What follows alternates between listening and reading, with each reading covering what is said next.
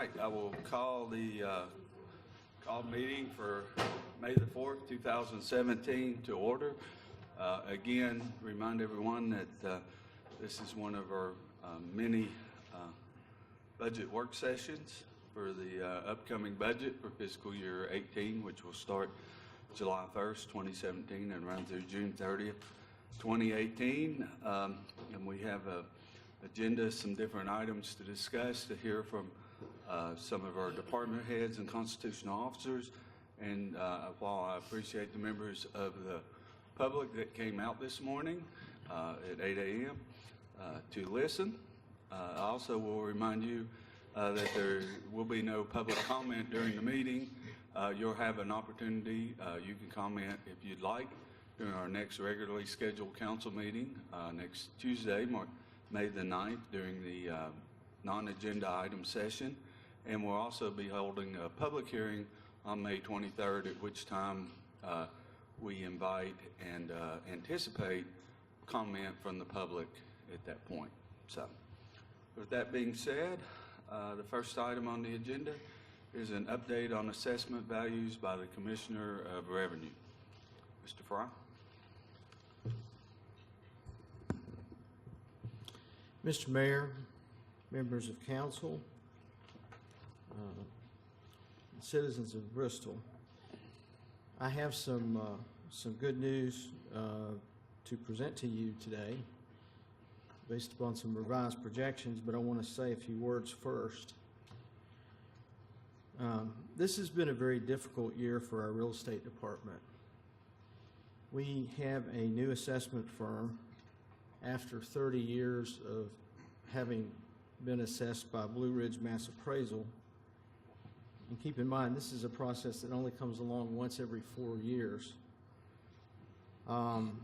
We had a new real estate administration software package put in place this year, and that was primarily not of my choosing, but because the IT director had some very specific reasons why he felt we needed to move to this system. I have a new real estate deputy who's never been through general reassessment before. She's very good, but this is her first time at general reassessment. Because of the fact that we changed contractors, we got a late start in the year due to that change. The operating system we're now using is called ProVal. It's radically different from the old system that we used. We were trained in ProVal in February, but quite frankly, we're still learning all the bells and whistles of that system.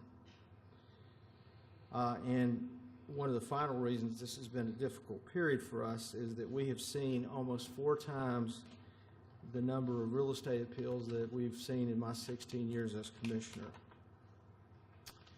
When the budget process began this year, we were still hearing appeals because of the numbers of appeals. And quite frankly, we still have, I found out yesterday, 10 appeals from the Board of Equalization that haven't been given to us yet. They are meeting today to finalize those, and we will have them in hand by this afternoon.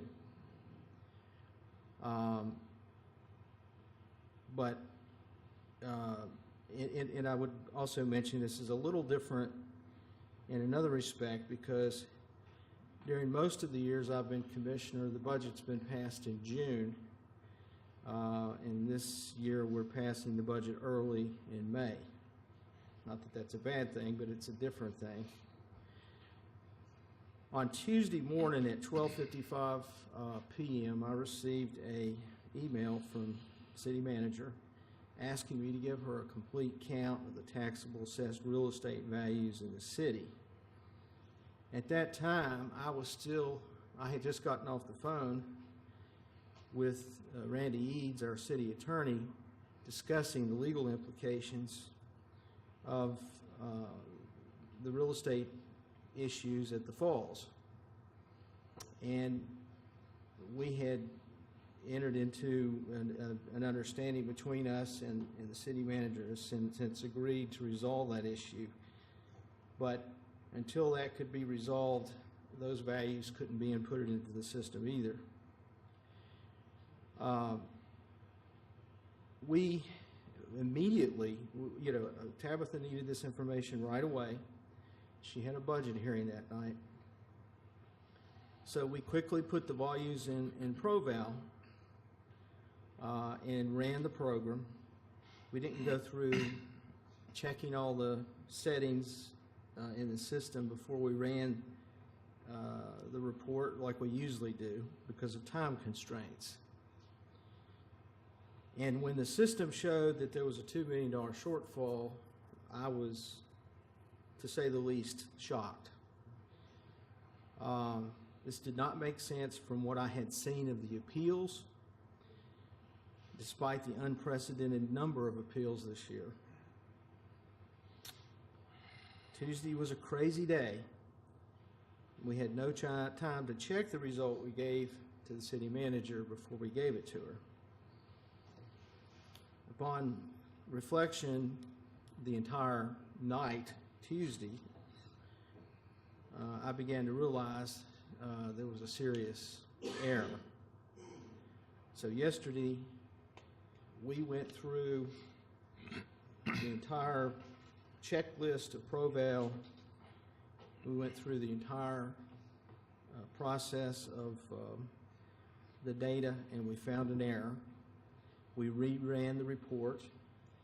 We came up with different and accurate numbers for the assessed value of taxable property and taxes generated for this year. We checked and rechecked that number. We had Tabitha and Tamara come down to our office, and we went through it with them, and they were satisfied that we came up with the correct numbers.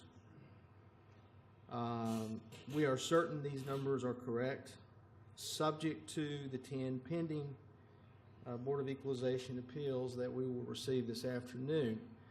I've talked to David Leonard. I've been told that he does not expect there to be any significant amount of money involved in these appeals. Most of them are second hearings involving additional evidence that is being presented by the taxpayer. The new values that we have found show an assessed value and a taxable amount that is well within the constraints of Tabitha's budget. They show a difference in a difference in the income of approximately $30,000 from the real estate income that was generated last year. They're within the 1% deviation, so no new rate setting is required by council based on Code of Virginia 58.13330. And so in summary, there is no huge shortage as we temporarily thought Tuesday. Our real estate income is well within the current budget. And I apologize for giving everyone heart failure over this error. This was a rush job, to say the least. I wish I'd had more time to do it the way we usually come up with these numbers. And I would like to say something about some comments that were made in council. I've been criticized for not giving economic projections, and I will say that every year I sit down with the city manager and the CFO, and we come up with economic projections to the best of our ability. I'm not an economist. I've never pretended to be. And I've checked, and neither is any other commissioner of revenue in the state of Virginia.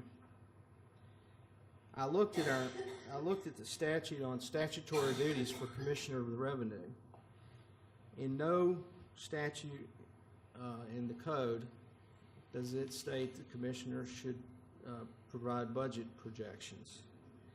Now, it's not that I'm not willing to do so, but as a legal matter, I'm not required to by the code. And Mr. Fleener will understand that based on the Dillon rule, if it doesn't say it, it doesn't exist as far as the law in Virginia. There was a comment that the state budget director said that there's no reason why I couldn't provide budget projections. Well, he's got a doctorate in economics, and he's got some people in his department that have degrees in economics. But I would point out that last year, based upon his economic projections, the state had a 5% shortfall, resulting in employees in the state not receiving a raise because it was outside the 1% allowed by the statute enabling the raise. And just so the public doesn't get this wrong, I didn't take any money from the city. I didn't steal any money. I didn't, if it were true, what came up, it wasn't me personally that cost people jobs. I would never intentionally do that. I was doing my statutory duty to ensure that each citizen had an appeal, a fair and equitable appeal of the assessed value of their real estate based upon the due process of law principles in our Constitution. Hundreds of people in this town have gotten relief from their tax bills due to these hearings. And I was very upfront about trying to publicize these hearings this year. I mean, I went on TV, I went in the newspaper, I had a notice printed, we had a letter go out from Walperines. So, in my opinion, I have carried out my duties as Commissioner of the Revenue, and I take issue with those who say that I have not. And so I will summarize on the screen where we are right now. The current real property tax included in the draft budget that was originally submitted, and I have changed that number to be $12,525,000 because I have added the DRI tax, because the numbers that I've gotten from the commissioner are for the entire city, so I want to compare apples to apples. The new total tax value now is $13,546,000. Take 94% of that. If you remember, that's working with the treasurer. That's the current collection rate. The revised real property tax the revised, yes, is $12,733,000, and so that leaves us with a budget surplus of $208,000, as opposed to the deficit that you heard the other night. I will say I did email the commissioner on Tuesday, but that is not the first time I had asked for information concerning the assessment. So we are happy to bring you good news today. Any questions? Yeah, I've got lots of questions. Even though it's good news, right? It points to a bigger problem. It points to a huge issue with how the city manages its finances and how the state allows it to occur. If the law, as he says, doesn't require the Commissioner of Revenues as a constitutional officer to do certain important things like report revenues by a specific date, give revenue projections on a periodic timetable, review all contracts that the city engages in that affect revenues, and they're allowed not to worry about that and kind of push it aside, right? Then the state and the municipalities are setting themselves up for failure. And if we have to go back to the state and issue pressure to change the state law, that has to happen. Because to have the Commissioner of Revenue's office saying they don't have responsibility for that is not okay. It's not okay because you can't manage a municipality that way. Mr. Mumpower, I was talking about That's economic. my turn. It's my turn. Okay. So that's the first comment.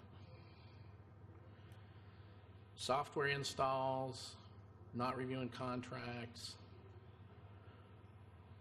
ProVal system, new appraisal companies, all these things you listed. It sounds to me like you're saying you had no responsibility nor no authority to affect any one of those items. And I'm telling you, if I was Commissioner of Revenue and the IT guy came and said, we're going to put a new software install in, he's going to prove to me personally that it's not going to affect the city's revenue stream and what I project, or I'm not going to let it happen. I'll stop it. You just don't sit back and let things happen. You take control of the situation. The CFO and treasurer, you said people were verifying the numbers now. So was the last number we saw on Tuesday verified by anyone? Who actually financially verified that $1.7 million miss? Did the treasurer? Did the CFO? Did anybody? Are you asking me to answer now? We took the information provided by the Commissioner's office and did the math on the slide, but in terms of verifying the total tax, no. And I would mention on the software that was a committee decision, that we knew we were having issues with the current, and so I would certainly not say it was just the IT director's decision. It was a group of us that decided. Okay. Well, anything of that importance, the committee still cannot dictate if the constitutional officer disagrees with the impact, right? Verification. Publicly traded companies have to have two-person verification of their financials before they're submitted. So if we don't have anybody in the city putting their signature on the line and saying, we have verified these revenue projections, meaning the Commissioner of Revenue puts his name and signature on the line, and the CFO or the treasurer saying these are absolutely accurate, then we need to change the city charter to require that. Because you cannot put a number out of that importance that's not been verified by the financial side of the business. Can I respond to that? Sure. This is a little different situation than what you normally see, because we were in the process of appeals. Every day, a decision was made by the Board of Assessors or the Board of Equalization that changed the overall numbers to some degree.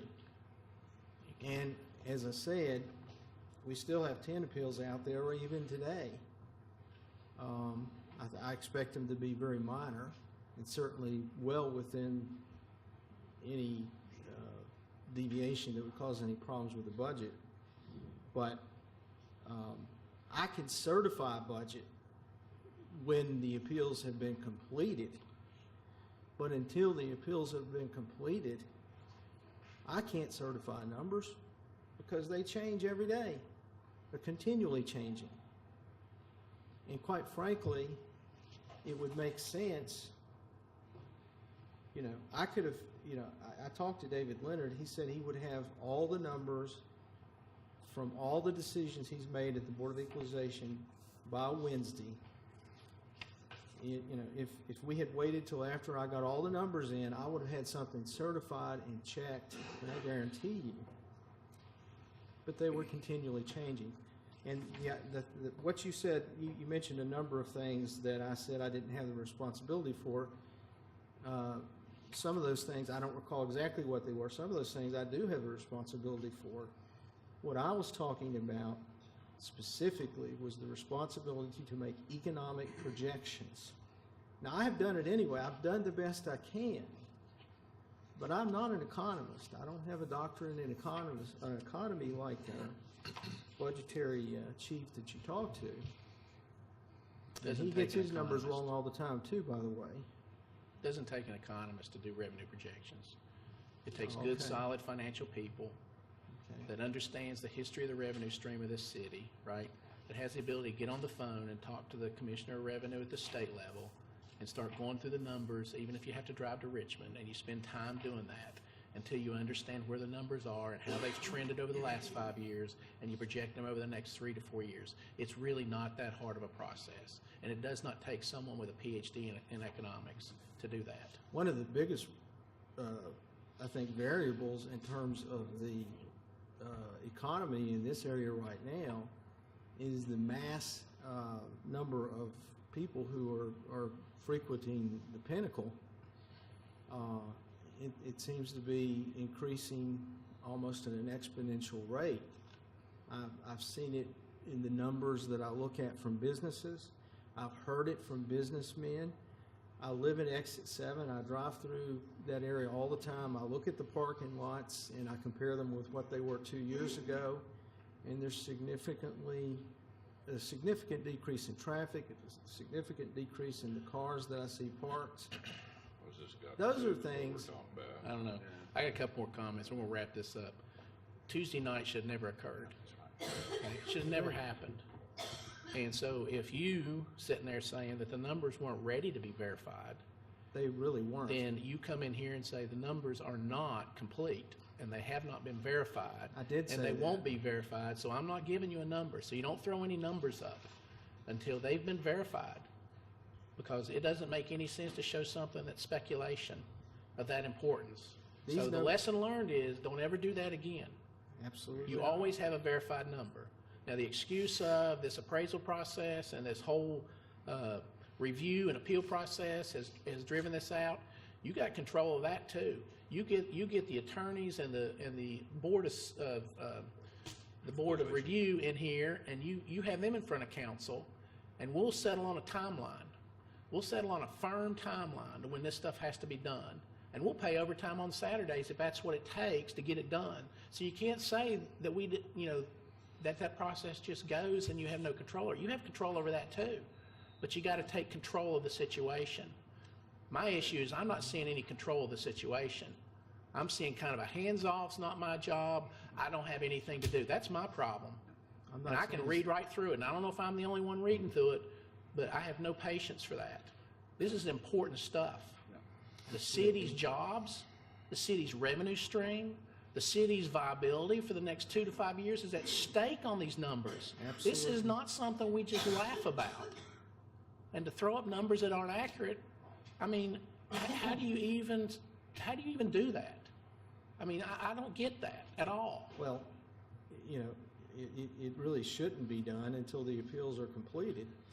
But I can tell you those numbers are accurate except for the 10 pending appeals with the Board of Equalization. Other than the changes derived from that, those numbers I'm willing to certify. Well, and your last point about the timeline, and you said that normally the budget's passed in June. The budget will be passed in June. What we're doing now is having our workshops and having our public hearing in May so we can get input from the constitutional officers, from the department heads, and the public. The 3 years that I've been on council, that has always happened on that timeline. And so to get to that point, to do it in May, that means the city manager, the department heads, and the CFO start work generally in March putting together the budget, especially once the General Assembly, and that's usually one of the bigger delays, is in the biennium year, because they have the longer session. They have to wait to get solid numbers from the General Assembly, but they even start work with anticipated numbers then. So you came in December and said, here's the initial assessment, here's the timeline. People have, I think, until the 1st of January to go to the assessor to that first round of appeals. And then I think they had to the end of January to sign up for the board appeals. And so there's been a delay in that process, knowing the whole time that we needed the book value to plug into the budget. Not the tax value, we need the book value. Angel Harris, the treasurer, needs the book value. She needed it 2 weeks ago, so she could send out the real estate bills for the first half, so she could get them out in a timely manner to the residents of the city. The city manager and the CFO needed it to develop the budget. I know that they have been asking you for this because I've been copied on the emails, some of them, that they've asked you for this information. So you've been there long enough, you should know the timeline that the city works on. To me, this is nothing. In the 3 years I've been on council, this is the same basic timeline. You've been there much longer, Terry. You should know this timeline and when people need information. So when you schedule all these Board of Equalization hearings, you should make sure those are wrapped up by the middle of March or the end of March. I understand that you can't get a solid number until that's done. And I appreciate that. And I'm glad that you took the effort to reach out to citizens, and a lot of them did, and I'm glad they did. You know, they went through the process and due process, but you need to schedule that process in such a way that it doesn't put a delay on the city, and that you're sitting here a week after the city manager presents a budget coming in and rushing through some numbers. I mean, all of that should have been done weeks ago. And that's my comment. Can I make a comment? Let me Councilman say Hartley? this. We can't start the appeal process until the 2016 year was over. We started the appeals process earlier this year than we ever have. The first hearing occurred, I haven't checked it, but I believe mid-December, maybe even earlier than that. Even though the cutoff was supposed to have been the end of December, hearings went well into February for the Board of Assessors. And there was only a delay of a couple of weeks between that and the Board of Equalization. Part of that had to do with I hadn't received the order from the circuit court judge appointing the Board of Equalization. And the Board of Equalization has been meeting since that time, and actually will be even conducting a meeting today, as I just said. We are experiencing 4 times the volume of appeals this year than we've ever had previously. I was basing my judgment based upon my 3 previous general reassessments that I've gone through. Had we had anywhere near the normal number of appeals, we would have been finished well in advance. And as far as the numbers that Ms. Harris sent out, I would point out that there are always the first quarter numbers, the spring numbers, are always subject to adjustment in the fall, and that's true every year. And it's not unusual, and this is not the first time, that due to a general reassessment, appeals weren't complete by the time she did the billing, and there's a simple matter to handle that. Adjustments are made in the fall bill. At the time of the fall bill, either debits or credits are given. And there's nothing unusual about that. And that happens all the time. It happens every year for one reason or the other. And I would just say, just because I don't want to belabor the point too much, but as you go through the process, those numbers are coming in. You know what these people appealed. They went to the assessors. They're not going to the Board of Appeals, so that number is not going to change. And you start a running total to communicate back to the city staff and the treasurer. That's what was lacking here, is communication. And then again, you know, what I'm saying as far as managing this timeline, you know, as I say, you've done this before. Maybe this was abnormal. But I would say whoever in 4 years, or if we decide to do it in 2, the next time we do a reassessment, whoever your successor is, that they take a great pains to make sure that they schedule this in such a manner that it's done fairly. I think, you know, I do appreciate that, giving people the opportunity to appeal and their due process, but it has to be done in a timely manner because we need those numbers, because there's a lot that rides upon those numbers, and you can see just how in the last 48 hours, what coming in and throwing those numbers off to the different ways different people have reacted, from the council to the city staff to the employees, that thinking, you know, there's going to be this huge cut that just blindsided us.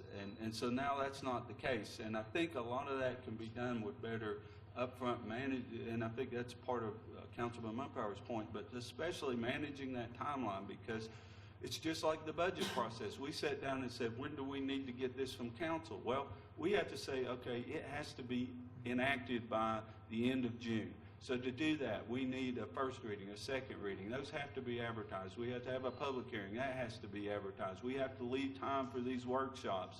So that's how, you know, you work backwards from that.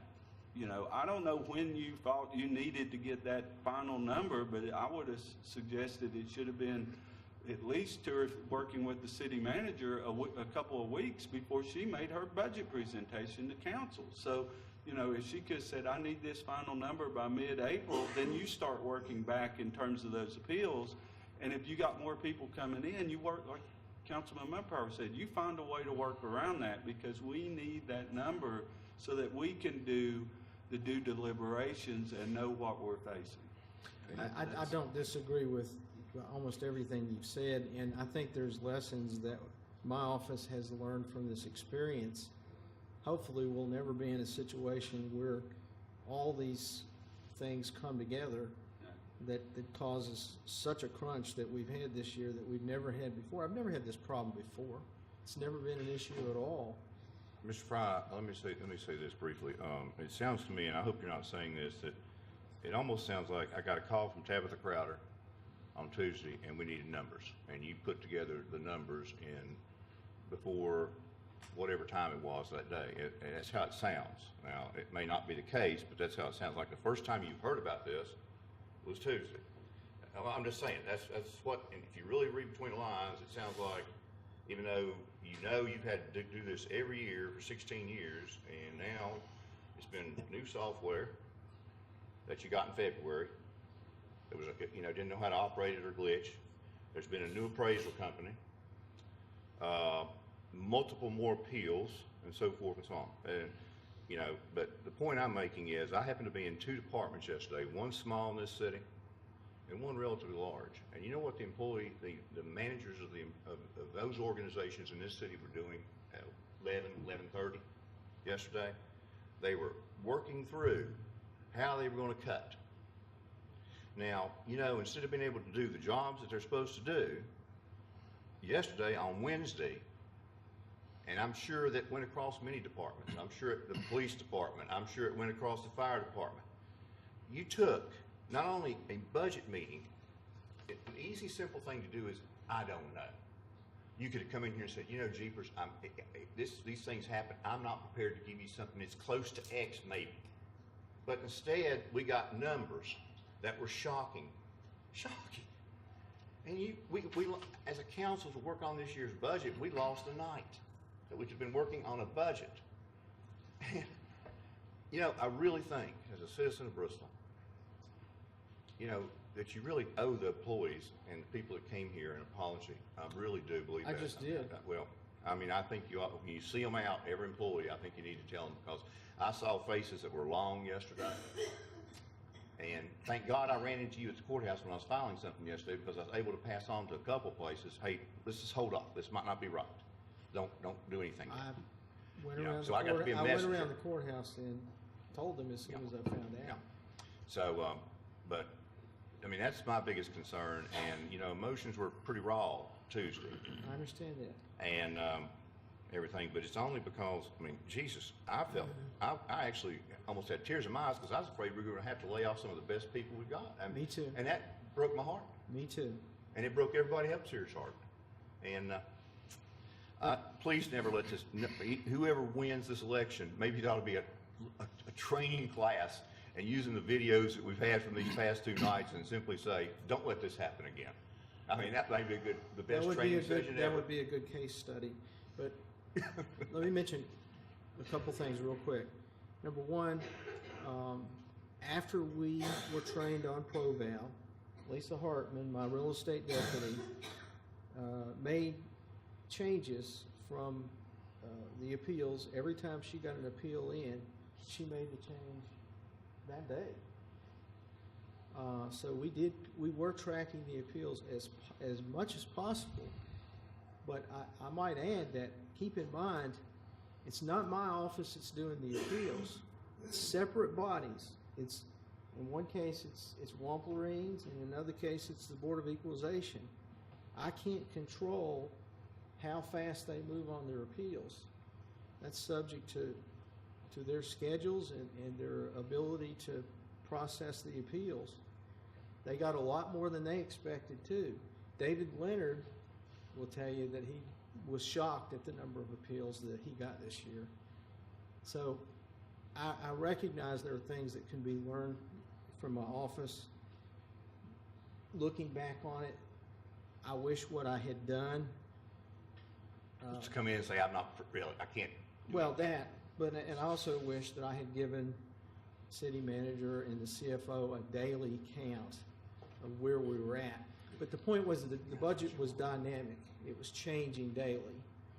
And I really wanted to give her a final firm number. That was my goal.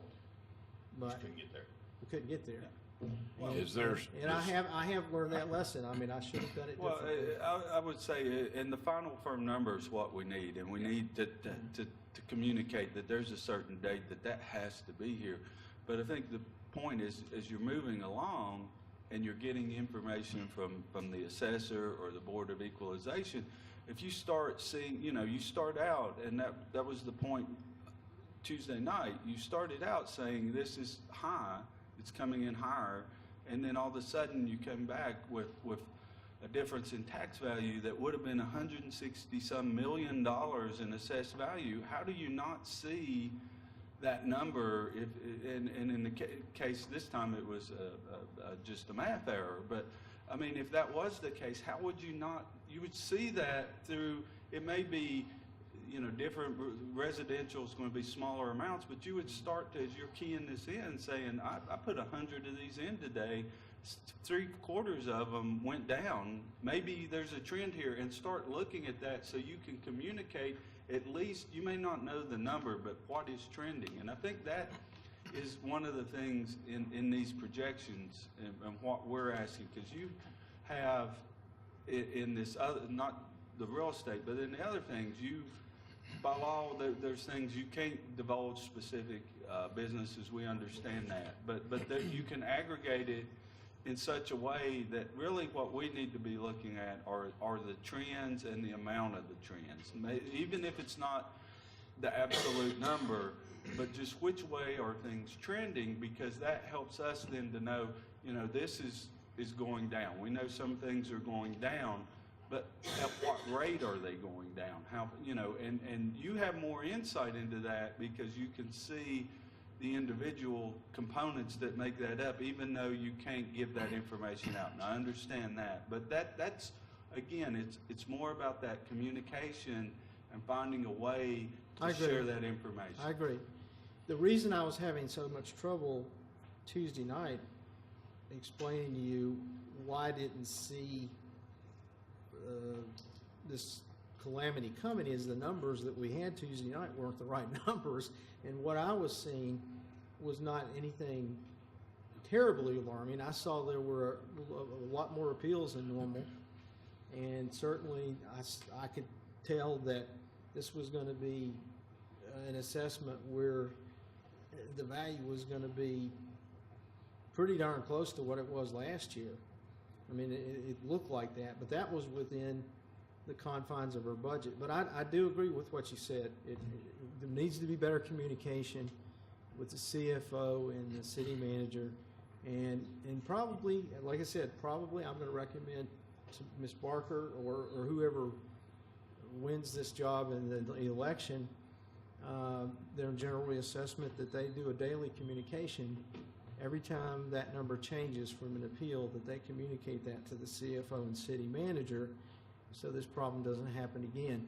But I do think it was a confluence of very unusual factors this year that caused us to be in this position that I've never seen before in my 16 years, and I doubt will ever happen again in this city. And I hope to God it doesn't. Does the state of Virginia have laws dictating timelines for appeals, when they have Yes. to be cut off? Yes, they when do. the results have to be filed? It seems to me like there was no timeline acting here Well, unless... technically, the Board of Equalization can hear appeals for an entire year. Okay, There's no reason why they can't hear appeals until the end of this year, because they're appointed for an entire year by the circuit judge. okay. Okay, so if that's true, then doesn't that by default mean that you don't have a new appraised value of the entire city's property until that process is done? So the only value you can use is the previous certified value that you're running on until that value is finished. That's true, but in the past, the Board of Equalization has not had to set up additional hearings like they did this year. Once they went through their scheduled hearings, they had enough slots to fill all the taxpayers that had appeals. This year, they had to add dates. It's the first time that's ever happened. Okay. Well, this last comment. Every organization makes huge mistakes. This is a huge mistake. But every organization can also learn and get better and get healthier by those mistakes. So the Amen. silver lining here is the city manager and the CFO and the city attorney have a pretty big task now to figure out all the lessons learned here that caused this mistake and to see what we have to do to change the city charter and the state law so that this never ever happens again to Bristol or any other city. I mean, nobody should go through this. I don't Just dis- happen to go here. So revenue projections, timelines on appraisals, what appraisal value do you use or you're allowed to use by law until the next appraisal is finished, and everything you've listed here needs to be written into a new law and a new charter so this is not allowed to happen again, and you have to be held to those stipulations. I agree with you, Councilman Brown. Correct me if I'm wrong on this, but I've sat and I've listened to everything, and I'm thinking, what's the root of the problem here? And I keep hearing you talking about the Board of Appeals. And it sounds to me like your department did not enter in all the data from the reassessment. Y'all sat on it and sat on it and sat on it, waiting on the appeals.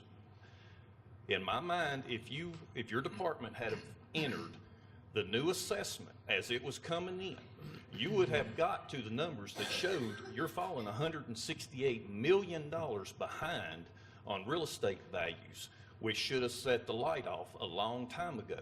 In my opinion, I'm seeing your department went into a heated rush last week to bring us some numbers, knowing we're in the cycle for the budget, and it was a rushed effort, and it blew us all away. If these numbers had been entered a long time ago, months ago, you would have saw the trend that we was losing hundreds of millions of dollars in assessed values. Not the next day after you come to us and report it. That's huge. I don't think the numbers were entered until last week, in my mind, okay? So the next time in a reassessment, those numbers need to be added in, regardless of how many appeals there's going to be. Because once those appeals are completed, those numbers can come back to your department and be re-entered in as a current new number. You see where I'm going with that? I do. And then you're able to give us a final number at the end of all the appeals. I understand what you're saying, and let me say that once we went through the pro-val training, which was, I think, ended toward the end of February, every time we got an appeal decision, Melissa Hartman, my real estate deputy, entered it that day. But the thing you don't realize is, like the Board of Equalization, the way they did it, they heard a number of cases, and we, for the most part, we didn't get their decisions till after they'd heard at least the first time, and they had to schedule extra hearings. We got some decisions from the decisions from the BOE from their first group of hearings, but before the second hearings, and we got them all in one batch. So there was a period of maybe a month or longer that we didn't get any information. But this when we got it, we entered it. And this we entered- $168 million did not come from the appeals. That number was already floating out there and had your new numbers from the assessor been entered into the new system, you would have saw this trend that we're losing money hand over fist. And then you could have looked at the program a little closer and found the error a long time ago that you found Wednesday morning. Well, I didn't see that trend, and the numbers Tuesday night were wrong. Yeah. And, I was under the gun, to get those numbers to Ms. Crowder. But Had I you had should some not have time to been under the reflect on gun that- because you should have been able to just push the button, print. The numbers should have already been in the system. You should have saw this a long time ago coming. We had numbers Tuesday that had to be put in. For example, the numbers from the Falls Real Estate involved a legal issue that involved some consultation with Randy and with the city manager and with David Leonard, the chair of the BOE. And it took a while to get to the point where we made a decision on what the city stand was going to be on that. I understand that, but when was the first time your department done a printout to see where the numbers were? And what was the trend? When was the first printout? I'll ask. How long? 2 weeks ago. So y'all saw a $168 million default.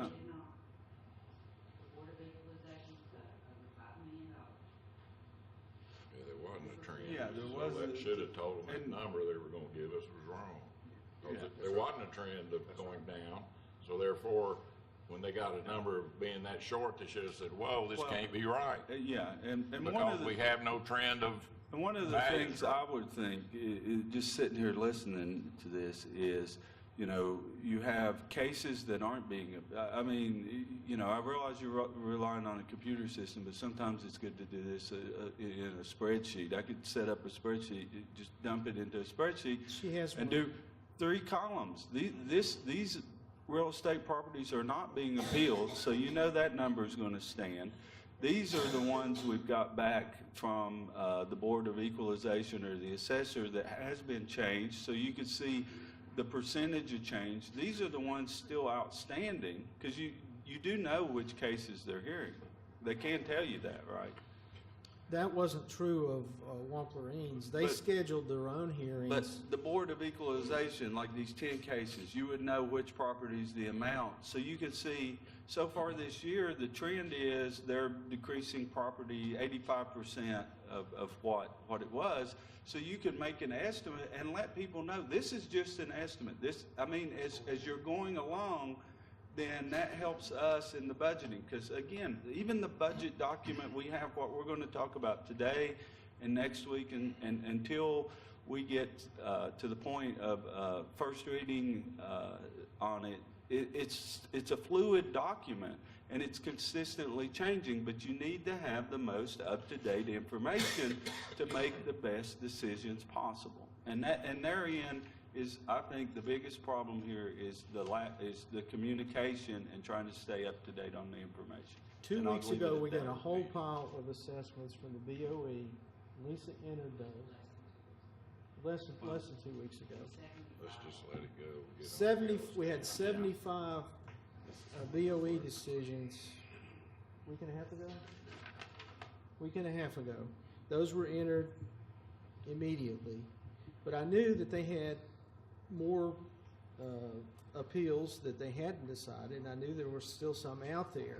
And in my mind, I wanted to give Tabitha a final firm number. And in retrospect, I should have given her what I had at the time. But in the past, I've always waited till I had a final number to give to the city manager and the CFO. I've learned that that was a mistake. Okay, so the last question or comment. When are we going to have a final number? We need a final number, we need a date. Board of Equalization meets today. They should be able to get me the numbers by this afternoon, tomorrow morning, and by lunchtime tomorrow, we should have final numbers. That number's not gonna change very much, just. Excuse me? Yeah, that number you have up here now on the one you brought today is not gonna change much from the It's only budget going to surplus. change based on those 10 appeals. So it shouldn't be significant, though. No, So Monday morning, there'll be a clean number that's certified. absolutely. Okay. Well, I appreciate you coming back this morning and explaining that. I Absolutely. appreciate the work you did after leaving here Tuesday night to try to figure out where the error was, Thank you. and again coming back. So thank you. Thank you, Councilman. Well, I want to say one thing to Mr. Fry too, and this is in a little bit of a lighthearted way. After I heard yesterday that we'd gone from 1.75 to Wednesday being $30,000, I think you told me we were short 30 from what last year is what your response was. But to come here today and see 208,000, I had an opportunity to talk to Ms. Crowder on the telephone. She was out yesterday morning, but I went to her office and had a chance to talk to her by phone. And I suggest that maybe we let you just not do anything for a week and come in and figure out how to get $100 million and so forth and so on, so we can get rid of this debt. So that's my levity for this morning and so forth. But, Councilman Fleener, if I could figure out a way to do it, I would do it. okay, well, if you could, I'll give you a cut. Yeah, I Okay, thought we'll about give you- that this morning. I was driving in and I said, you know what, if we had like 10 meetings like this for the next 10 days, maybe we'll make about 50 million. Mayor, if I may, just one other piece of information to make you all aware of. From what the commissioner shared with us yesterday, based on the current information, and again, this will change Monday possibly with certification, but it looks like the total assessed value of property in the city went up approximately $40 million. So we did go up in value, which makes sense since the taxes went up. I know the other day there was a comment about the debt limit and the bonds, and so I just wanted to make sure you all understand we are below the debt limit because the value of the properties went up. And one other little piece of good news to present to you, we got the building permit on Bristol Hotel. It's $15 million, so that's going to replace the mall in terms of value. So I think that's a bit of good news for the city. Will that be, well, I guess that's when, that'd be next. When it's completed. Yeah, okay. Thank you. Thank you. Thank you for that piece of good news. Ms. Crowder, before we leave this, one question I have is, the commissioner mentioned we're within 1%. Does that mean that we will at some point have to discuss equalizing the tax rate? We will wait and have that discussion when we have the certified value. Yeah, okay. At this point in time, doesn't look like there's gonna be much adjustment in the rate since the values are so close. Okay. Okay. All right.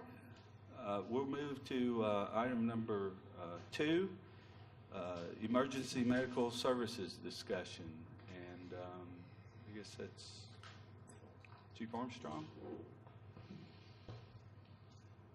Mayor Hartley, members of council, if you will recall a few months ago when we did the locality comparisons to the other cities' fire departments, one of the items that was identified that some fire departments were doing that we were not here in Bristol is EMS transport.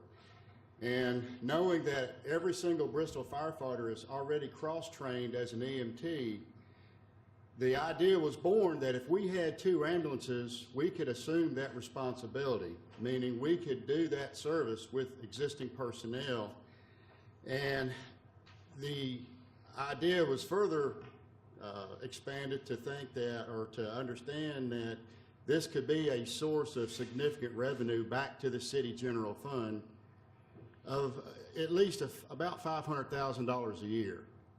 And the way we come up with that number is the number of calls that are going to be run on an annual basis. Not all of those calls result in a transport, but typically a good percentage of those calls we bill for, or we would bill for, and that money would go back to the city's general fund. And in doing this, there are several things that we would consider as far as obtaining a billing service who would work with us on establishing these contacts with insurance companies, working with our medical director that we already have in place. We would modify our EMS license that we currently have to allow us to do transports, which that's easily done. So again, the idea was that we could potentially put back in this city budget every year approximately $500,000 or more dollars. So that's my proposal for the fire department this year to contribute back to the city. I noticed in the budget that they're budgeting approximately $750,000 in revenue generated from this project. Yes, sir. And where did you get that number? Looking at what Bristol, Tennessee responds to, they're doing pretty much an identical process. They utilize 2 ambulances within the fire department. looking at the historical data for Bristol, Virginia, the number of calls that are ran, talking to the billing companies about the potential, based on that number of calls, they said, or they told me just this week, that we could expect to generate between $665,000 and $765,000 a year back. And from that, we would pay the billing service a percentage, pay for equipment, and things like that. There would be, expenses that come out. So using 750 as just a discussion number, we think that, or we feel pretty secure that we could put back over $500,000 back into the city's budget. Yeah, I noticed your department expense is $184,000 projected for the emergency medical services. So that minus the 750 gets you to the 500 you're talking about. Yes, sir. Plus or minus. Well, I have a question, Chief. You've been doing this, if I understood correctly, you've been running EMS and so forth in fire trucks and so forth. My question is, has it been new to the city? Why haven't you been billing in the past? Why haven't the fire department been billing? That's correct. Why haven't you've been answering these calls and so forth, and We couldn't transform the hospital. That's where the money is taking them to the hospital. how are we gonna be able to get over doing this? I mean, how's this gonna work then if the city's in the business? We couldn't do it as a fire department, and now we're letting them do it. Well, they No, just they didn't get the weren't license to do it. Now they can get a license. How long will it take you to get your billing up and running? Have you asked that question? Talking to two different billing companies, they advised that we would file for a Medicare, Medicaid number, and that could take up to 3 to 6 months. That's what But if we were allowed to start this, say July 1, then any calls that were billed beginning July 1, we would not be able to actually recoup that revenue in probably January, February. Yeah, But we would be able to get it retroactively. You can get it, you're saying you can go back even though you don't have the number and bill Medicare or Medicaid at some point in time? Yes, sir, that's what they told me.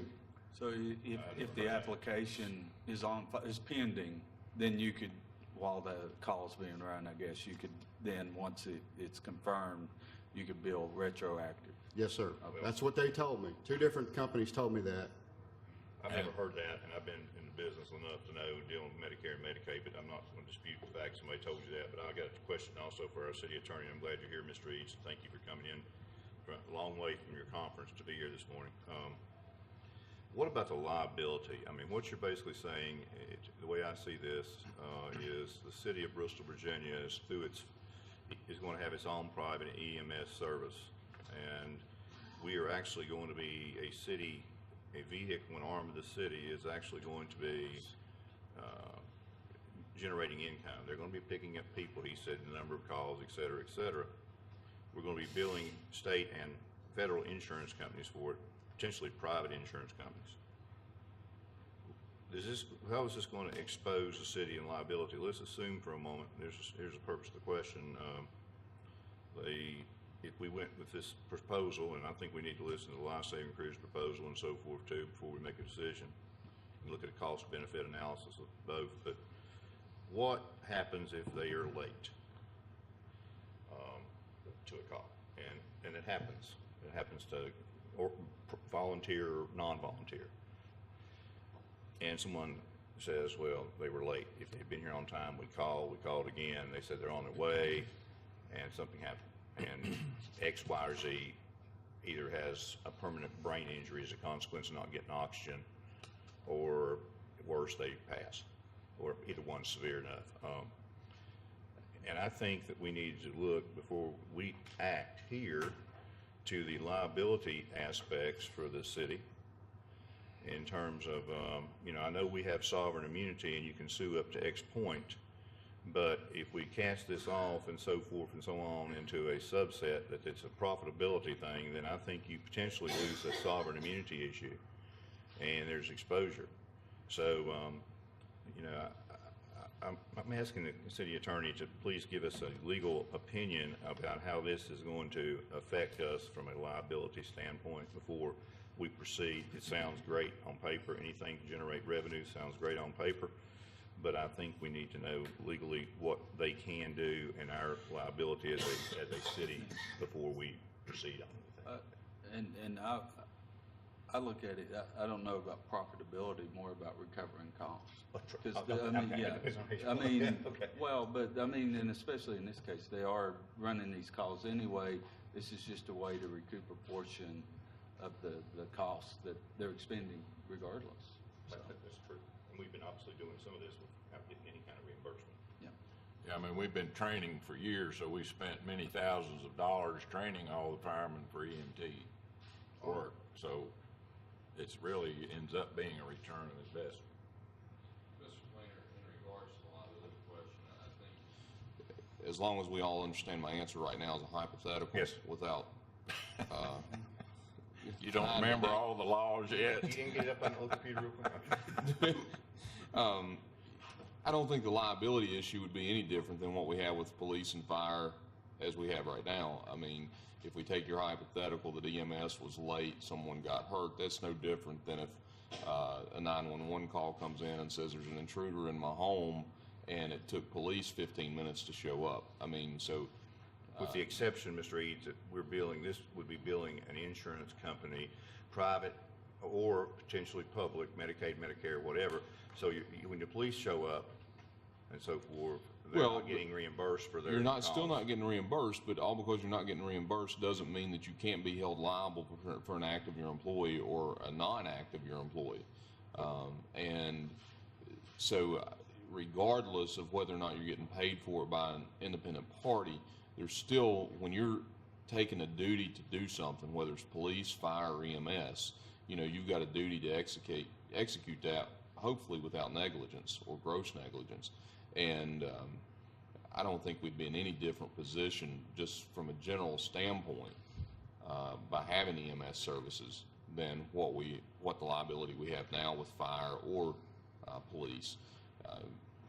Well, sorry, they're treating people now on the scene. They're Well, just and not as- taking them to the hospital, so I was if getting they ready do to something say- wrong on the scene, it's the Right. same It's situation. the same already in it. situation, and I was getting ready to say, you could potentially be opened up to liability because we couldn't transport someone. I mean, I'm sure there's some savvy personal injury lawyer out there who could come up with some theory as to why we shouldn't have been able to transport that person. Could we not have put that person in the back of a fire truck? You know, if the life-saving crew wasn't there in an appropriate amount of time. And so, I mean, there's all sorts of different scenarios one could look at, but we do have insurance that would cover, you know, a lot of that liability. Well, and that's, I mean, I just want to make sure we're not potentially lose our status from a sovereign immunity standpoint of governmental duties and so forth. Like the fire department would be immune if they, you know, or not immune, but their exposure would be limited, as you know, Mr. Eads, by statute and so forth, because we are a governmental agency. And I just wondered if that would become a quasi-governmental activity as opposed to just a pure governmental activity as it stands now. And it would, if that would cause us to have exposure that would otherwise not be there, including individuals that would work on this EMS group, not just the city itself, but the actual employees who would actually be doing the jobs. I mean, because they could potentially, if they lose that immunity circumstance, then they could potentially be exposed themselves personally. And so there's some issues. It's always better to know the answer to a potential problem before you invite the problem in. And that's my only concern right now. I agree, and I'll try to get us an answer within a week or so. So I got a few questions here. So one thing I need to understand is what are we trying to really do here? So you mentioned EMS transport, right? And that's really only one of the functions that occurs out of the Bristol Life Saving Crew, right? Is someone calls, I need transported to the hospital, they're having breathing problems, but there's other calls they go on that are more traumatic that you don't know if it's a transport call until you arrive, which it could be a transport call, it may not be. So is this thing you're suggesting be done is just to take the dispatch calls that are non-traumatic calls where somebody's just requesting to be taken to the hospital, and then you would go and pick up that person and transport? Is that the definition and description of what you're trying to do here? No, sir. Okay. We would respond to emergency calls, heart attacks, car wrecks, chest pains, drug overdoses, seizures, things like that. Ambulance Service of Bristol typically transports non-emergent patients. If somebody just says, I need a ride to the hospital, then that's a whole different Okay. ballgame. Okay, so what you're saying then is you're proposing that you take over 100% of what the Bristol Life Saving Crew is doing now. Yes, sir. Okay, so now that leads into the Bristol Life Saving Crew. What is their current total staffing today, and how many total capital trucks do they have to do what they do today, and what's their annual budget cost today to do that? I can't answer that, Mr. Mumpire. I don't have access to that information. Okay, before we could decide and before you should propose something of this magnitude, you have to have that information, right? You've got to know. If I'm proposing this be done by the city, what I'm saying is, and I think I heard you right, you said you would be absorbing all of this activity and task work from the Bristol Life Saving Crew into the fire department with your current personnel staffing. Yes, sir. That's what I heard. So then you say, in order for me to do that, I need to, one, understand what is their current staffing and what do all those folks do at the Life Saving Crew so I can verify and make sure I can do that properly. How many capital trucks do they have that I'm going to have to ask the city manager to go out and buy X amount of trucks and outfit X amount of vehicles with certain equipment that I may or may not have right now. So to me, that's a big open question. That's kind of like a business case analysis. You got to do that to know if this is even feasible. Because if you get into those details and numbers and then you find out that the Bristol Life Saving Crew, right, has to go out and get $3 million worth of private donations, and they spend all that plus $100,000 just to break even, you got a much bigger problem than the $500,000. So without those numbers, you can't propose anything. You have to really look at that, right? And so if you haven't, I would say don't propose this as a solution, because I personally am not going to approve it, because it's got to be looked at in way more detail. There's a lot of due diligence. This is a big deal. I mean, this is not like just go away and build a fence along Lee Highway, right? I mean, this is a big deal. There's lots of implications here. Some cities have RFP'd their entire life-saving crew operations out. There are private companies, right, that do this for profit. So is that being looked at? Has the life-saving crew looked at that? Have they quoted it? The other thing is other localities you mentioned have shown in those numbers that we looked at, right, we compared ourselves to Waynesboro and Martinsville and all that, and you said in those numbers, a lot of those localities were doing this EMS activity, right? Correct. In their numbers, right? So one of my basic questions is, if we're not doing that, when I looked at those numbers, it said that the staffing of the fire department per the population of the city was out of line to where we should be, and now we're learning that those other cities are also doing life-saving crew activities, which means it's even further out of line. So to me, the bigger question is the staffing of the fire department relative to the size of a 17,000 person city. And I'm just here to tell you that's got to be answered in the next 2.5 weeks, because I'm not saying I'm right and I'm not saying I'm wrong. I'm just saying I see a big discrepancy between the 28 people that Martinsville uses and the 34 people that Waynesboro uses and the 46 people that Bristol, Virginia uses. And you're saying in those 28 and 34 those other two cities use, they're also doing life-saving crew. Not all of them. Okay, well, you need to clear that up, because there's a big misunderstanding potentially about the staffing relative to what activities each of the departments are doing in those cities versus us, right? If we're going to understand where we are and where we need to go to be financially viable for the future, we have to understand that, right? So I'm just telling you that's your task over the next few days, is to go away and make sure we reconcile that. We have to understand that. Because if you sit here and just on the surface, and it's not just you, anybody comes here and says, well, I can absorb all this activity with my current staffing. What does that say indirectly? What's it say indirectly? It says you got too many people to start with. That's what it says, because you're doing it, because there's no way you could absorb that additional amount of tasking and not add any people, right? That doesn't add up to the common person. At least it doesn't add up to me. I mean, these guys can respond too, but that doesn't add up. Like if I had a department in my business that says, we're going to take on all the purchasing activities and we're not going to add a single person. And I'm like, well, I'll tell you what, right now, you probably got 4 too many people if you think you can do that. Or you're just sitting around half busy all day long. I mean, that's the message that sends. And I'm just being straight up with you. That's the message that sends. So we're all about revenues. We're all about being responsible from a services standpoint for the city, but there's got to be a right amount of services. It's got to be under the right umbrella, right? With the right operational control, the right certifications, the right capital support, right? And so this discussion, to me, is very convoluted, and to me it raises a lot more questions than it does answers. We will certainly put some more information together for Monday, which is our next scheduled workshop. But I will say we will also include that locality comparison table, because that was one of the issues that you all raised that day, was the fact that for the last ever how many years we had on that table, they had been averaging 1,400 EMS response calls a year. So, you know, the concept here is they're making some of these responses and trying to utilize staff. And if you remember, it was for 6 months, and we had built in to hire 2 more additionally once we saw how it was working and if the revenues were coming in as projected, what the staffing looked like.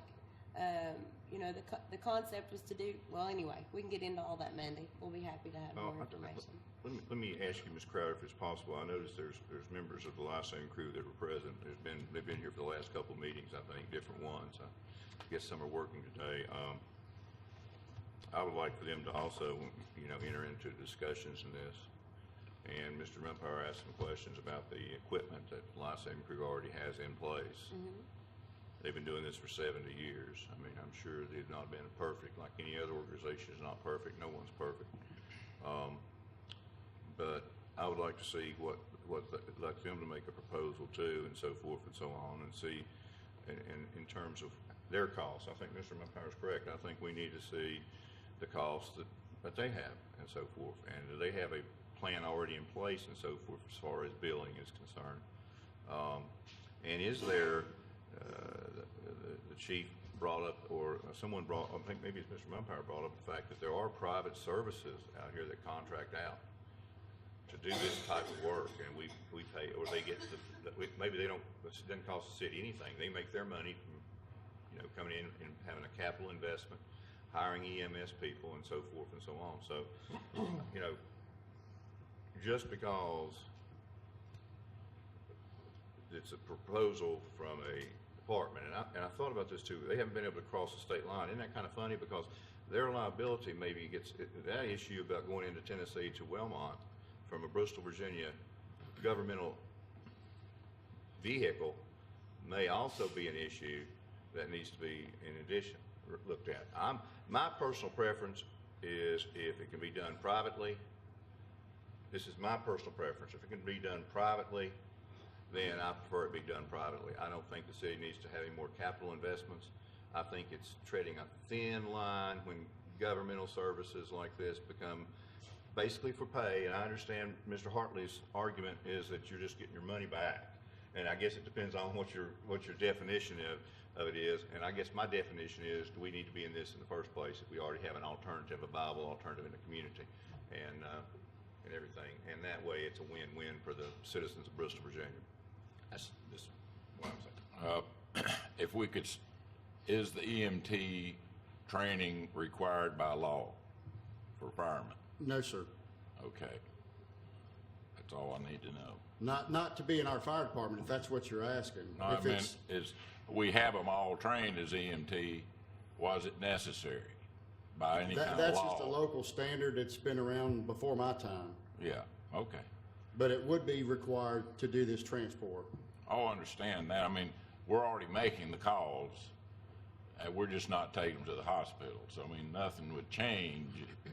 If we started taking them to the hospital, that'd be another, like you say, you would have some investment, but it's not like we're not going to stop going to these Correct. calls unless we say, all right, EMT doesn't matter anymore.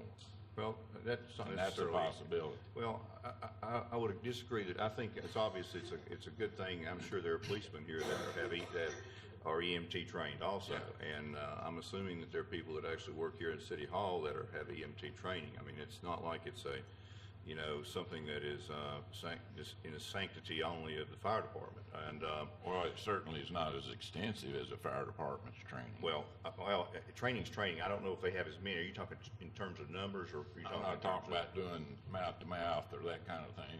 They got wound management and how to stop serious bleeding, the whole schmear. Well, I'm That's sure not the taught police at City department has Hall. that. Well, I'm sure what I'm saying is, I'm sure that there are EMTs trained in City Hall, Mr. Everett, not that they train them, but they have gone out and done it on their own. Just about in every governmental building, there's an EMT or something like that to handle issues. Yeah, And that's what I'm saying and everything. I think I agree with Mr. Mumpire, and I think we need to, I see nothing wrong with it. no.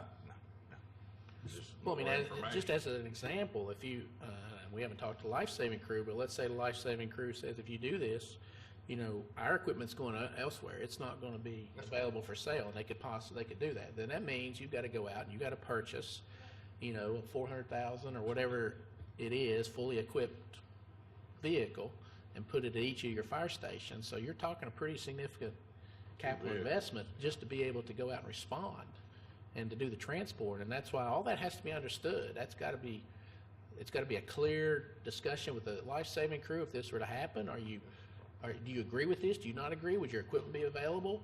Because you're talking about putting them basically out of business. You're talking about putting the Bristol life-saving crew out of business with your proposal. And I don't mean to say it that way, but you would be doing what they're doing, so it would be done under the fire department operational tasking. Is there a life-saving crew in Bristol, Tennessee? No, sir, not that I'm aware of. The fire department Through the does. county? Sir? I say, is there any counting the county as well, since they're not individual I think Sullivan cities? County may provide that service, but I'm not familiar with Tennessee. Okay. Well, that's another good point. I mean, if I'm you and I'm making this proposal, I'm looking at localities around here, maybe Sullivan County does it, and I'm going talking to them specifically about what issues they got, how much money they're having to support to do that service.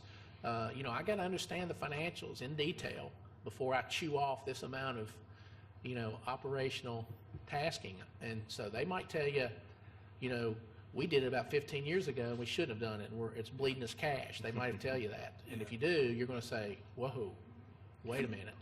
And it's very possible that's happening. I was going to say, the one locality I would add, I saw the story on the news last night, said Bristol, Tennessee had made this switch, I think 10 years ago, started this. So even though in the locality comparisons, we've been asking you to look at other localities in the Commonwealth, I think that would be one particularly worthwhile to look at, since this affects the same basic community, and maybe talk to them over there and see what issues and things like that Councilman Mumpire brought up. And Mr. Hartley, that's a good point. I have talked to their fire chief just this week, and they're very similar to what I'm proposing. They operate 2 ambulances within the fire department. Okay. Basically, they've transferred firefighters. When you come into work every day, you could either ride a fire truck or you could ride the ambulance. So they're using the same pool of firefighters to do both tasks and running a similar number of calls. Okay. So they're doing pretty much similar to what I'm proposing. And right now, we have a Bristol Life Saving Crew ambulance at our fire station number 3, staffed with their people. Their proposal would be it would be staffed with our people. And there would be a second truck either downtown or at our Euclid Avenue fire station. So we're proposing the same number of trucks that the Life Saving Crew is doing right now day to day. And it's similar to Tennessee. Well, and I mean, one thing, with the locations, I guess that was going to be another one of my questions, but I think you already answered it. If you would still have up at the station up by exit 7 if they're near Van Pelt, and the one over on Euclid, then I don't guess there'd be any real change in response times or anything. No, sir. It would be just a different group of people running the truck. And just the expense of the trucks, my proposal involves going out and buying 2 used ambulances, budgeting approximately $100,000 for both, fully equipped, and with the idea that over the time as we generate revenue or recover that revenue, we would set money aside for future capital purchases to buy new equipment as needed in the future. So the startup costs would entail the billing company and the two used trucks. Have you done this kind of thing in your previous jobs before coming to the city? Yes, sir. This will be the third time that I've actually been part of something like this, if it's approved by this council. Well, the billing company's not gonna do anything but charge you a cut. You're not going to pay the billing company, they're gonna charge you a cut. That's the best way to do business. One billing company said that they would charge $15 to process every call. Another billing company said they just charge 4%, so if we don't get paid, they don't get paid. So they have incentive to help us be successful. Take a cut. Well, I will say, I do applaud the That out-of-the-box gives them an thinking. incentive to get the payments. Right. So I do applaud that you're thinking out of the box, you're trying to come up with different approaches, so I do applaud that. But I think your next step is, for this proposal, you're gonna have to put a full top to bottom line financial detail in place and show where the revenues are coming from, what bad debts you're gonna incur, because some of these people aren't gonna pay their bills because, you know, they don't have the means to do it, so you're gonna have a percent of bad debt you're gonna have to write off. So you gotta list all that out financially from top to bottom and see what it says at the bottom line. And oh, by the way, if you go and do that, you know what? You're gonna be held accountable to that financial roll-up, so you need to make sure it's pretty accurate, because you're proposing a pretty big business entity here to do this. So you gotta know that those numbers are right, and you can live by them, and they spell out a positive for the city without a reduction in services, right? So if you put a truck up there at Station 1, and you gotta have 2 people there, and that call comes in, and they hop in that life-saving crew vehicle, and they take off, and you're saying no change in staffing, I think I heard you say there's not enough people left because your staffing is not enough then to respond to a fire, or is it? You got enough to do both at the Yes, our same plan time? will be to modify, instead of having 3 firefighters on every truck, we would pull a third one off, and that third person would now ride the ambulance, and we would modify our staffing so there was at least 2 people on the fire trucks and 2 people on the ambulances, and the ambulances would have the capabilities of responding to fires and engaging in fire operations. And I've talked to the ISO, and they said that wouldn't affect our ISO rating at all because they're still firefighters. Chief, you said too, let me make sure I'm right, you're saying you think you can get 2 ambulances for $100K? Yes, sir. Used. I understand now, but my idea of used and yours may be different. You have to have the equipment inside it and so forth, that's medical equipment and so forth, correct? Yes, sir. So, you know, just having a box that says ambulance on the side and 4 bald tires, you may get that. But I have a sneaking suspicion getting a medically equipped ambulance for $50,000, thanks, buddy, for $50,000 is either, it ain't going to be able to be used. You might as well get a horse and buggy and so forth and so on, because really, I just think you're being overly optimistic.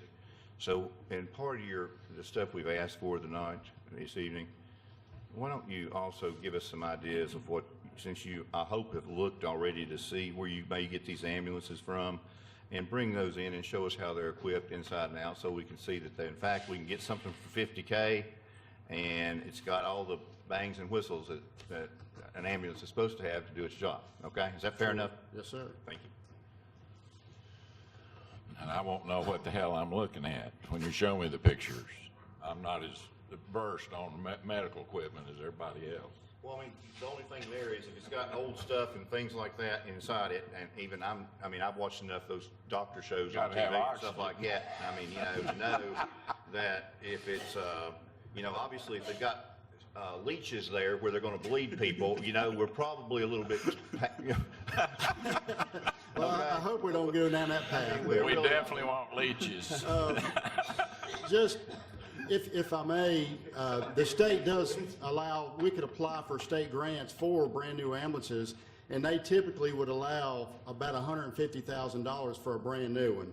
Now, if you'll recall, last year when we bought the demo fire truck, we bought, I don't want to say a low-budget model, we bought a model that met the needs of the city. We could have spent a lot more money and got a lot more bells and whistles, but we bought a fire truck that was economically sound and meets the need and puts out fires. And my intention would be to do the same thing with an ambulance. We would try to buy as nice as a unit as we could find, equip it as, to meet the state regs, because we have to meet the state regs. Well, yeah. If the state says we got to have a certain inventory of equipment, we got to have that or else we can't operate. Well, if it doesn't come with the ambulance, you're going to have to retool it, retrofit it, and that's going to cost a lot of money. I mean, it's just going to cost a lot of money. So, like I said, look and bring us some pictures and stuff like the police are, and go online, whatever you do. I don't know if there's an eBay for ambulances or not out there, partner, but I mean, I'm sure there's something, and no leeches, though. Just leave the leeches there. Actually, they're using leeches now. I know, it's kind of cool, So, Going in circles. so if this proposal, after you study it and do your due diligence, right, says it is viable to do, right, I'm telling you, it's going to take you till the end of the year to put everything together to make sure this is understood and done right. And so this is not something we really can consider for this budget. You can't figure this out in 2 or 3 weeks and do this right. It would be a fiasco. And I'm just warning everybody that this is a big deal and it takes a lot of hard work to understand this and figure it out. So you just need to do that first and then come in here and present what you're learning so we can see it, to see if it starts making sense. But to take that risk in this budget, to me, is not a good idea. Yeah, that's my thoughts there too. It's a great idea. I mean, we need all of our department heads thinking outside the box. What can we do to improve our departments and generate more revenues and offset cost? And and I appreciate that. But I just don't believe we have enough information to make a sound decision on this. It is going to take a long time because we need to really be diligent on our research, and we need a high and we need a low. This is the bottom. We know we're going to generate this kind of money right here. No questions asked. These numbers right here is showing that if you do 4,800 EMS calls annually, 28% of this city you've escorted to the hospital or you've responded to them. 28% is a lot. I don't see that in my mind happening. It could, because we have Tennesseans over here and we have people traveling from around the country passing through our interstate. So the number could be there, I don't know. But we do need to slow down. The jerk leg proposals that's happened in the past is what's got us where we're at. The city's notoriously for jumping on a wagon that the wheels fall off of 2 miles down the road. So we need to proceed with caution. I'm not against it, but I do not see how this can be implemented in this budget cycle. But I would like for you to keep working on that and rounding up the numbers. And another thing we have to ask ourselves is the current system that we have right now with EMS, which is volunteer, is that system broken? Do we want to try to replace something that's not broken? Because government has a tendency to get out of control with its cost very easily. And it's hard for government to compete with private because they do not pay the salaries, nor do they have the benefits that government has. So by all rights, your department should not be able to compete with them financially on the bottom line. So we need to look at that. They're running with X number of volunteers, X number of full-time, X number of part-time. We don't have that. We're all full-time, we're all fully benefited, and I cannot see how you are going to beat them financially in the operation side of it. So gather more information and come back after this budget cycle and let's see where we're at. That's my opinion. And I think the right thing to do, and I just recommend this to you, the right thing to do is you professionally sit down with the life-saving crew and you guys talk through this and say, what's the win-win here? How can we help you be better? How can you help the city be better? How can we try to coordinate better the resources we have so that we're more efficient, we're more cost-effective, and see where that discussion leads? That's the right thing to do. That's the way to start it. Because they're going to have some ideas on where they need some help and things the fire department can help do, and you'll have some ideas. But you got to come to glove on that, right? Don't do it in isolation. When you do things like this in isolation, then you get surprised because of what you don't know, right? And you get surprised by, the relationships that get affected, right, have pretty long arms sometimes. So you want to make sure you protect that, because the life-saving crew is important to the city. And those relationships are strong and they're deep. There's a lot of people in the city give the life-saving crew a lot of private money, and they have for years. So they're very dedicated to that crew. So you're kind of proposing to throw that egg's nest upside down, and so that's got some emotional ties to it that you got to understand that before you go and just do this, because that in itself could cause it to fold like a house of cards if you're not careful. Yeah. Private money could just evaporate and you never get another dime or whatever. So you got to just really step through this properly, right? And the first step, I think, is talk to them and see where you should go with it. And I agree with Mr. Wingard. I agree with Mr. Mumpower. I think this is kind of put on us as something we need to really look forward to and plan forward, Chief. And I also concur with what Mr. Mumpower is saying. The life-saving crew, I have fond memories of just knowing people that they've helped for years. They're good, decent people, and I think that what Mr. Mumpower is saying is true. I don't know if there's egos at all. It happens in things. I guess when you have different organizations, one thinks they know more than the other. I don't know. I guess it's possible. But maybe even when you go and talk to them and so forth and have a sit down, it wouldn't even hurt to get the Tennessee people involved, any other volunteer organization involved, and you've talked yourself about how hard it is to get volunteers. I think you said that at the meeting. Mm-hmm. So really, as hard as it is to get volunteers, here we are wanting to maybe get rid of a volunteer organization that's been here for 70 years, and that just doesn't make sense, really. So if you need a mediator, find a mediator and sit down somewhere and realize that you're all working for the betterment of the city of Bristol, Virginia in this area. Okay, Chief? Sure. Thank you. I And would if I could remind just- council that his answer, he's already done this twice before in bigger cities than we are, so it's not like he's wanting to try an experiment here. He's already done it twice. I understand. I'm not like my dad. I mean, I still can hear. That's one thing I can do still. But I'm saying. So, make sure I understand what the consensus up here is, to go back, to look at this, to put some numbers together, to talk with members of the Bristol Life Saving Crew, as well as your counterpart in Tennessee and stuff, and I think come back Monday night and see where we're at. And in that was that. Mayor, I think we can do that, but I think if I'm hearing Mr. Wingard and Mr. Mumpower, and I concur with this, I don't think this is, what is this? What is today? May 3rd, 4th, thank you, okay. May 4th, and we got these meetings coming up. I just don't know if we can, this is a big undertaking. I mean, this is clearly a big undertaking, and we have something in place, and it's not completely broke at this point in time, and it's a private enterprise. And I think something like that we can work together and maybe figure out some avenues and vehicles to maybe purchase another vehicle for the city or something along those lines.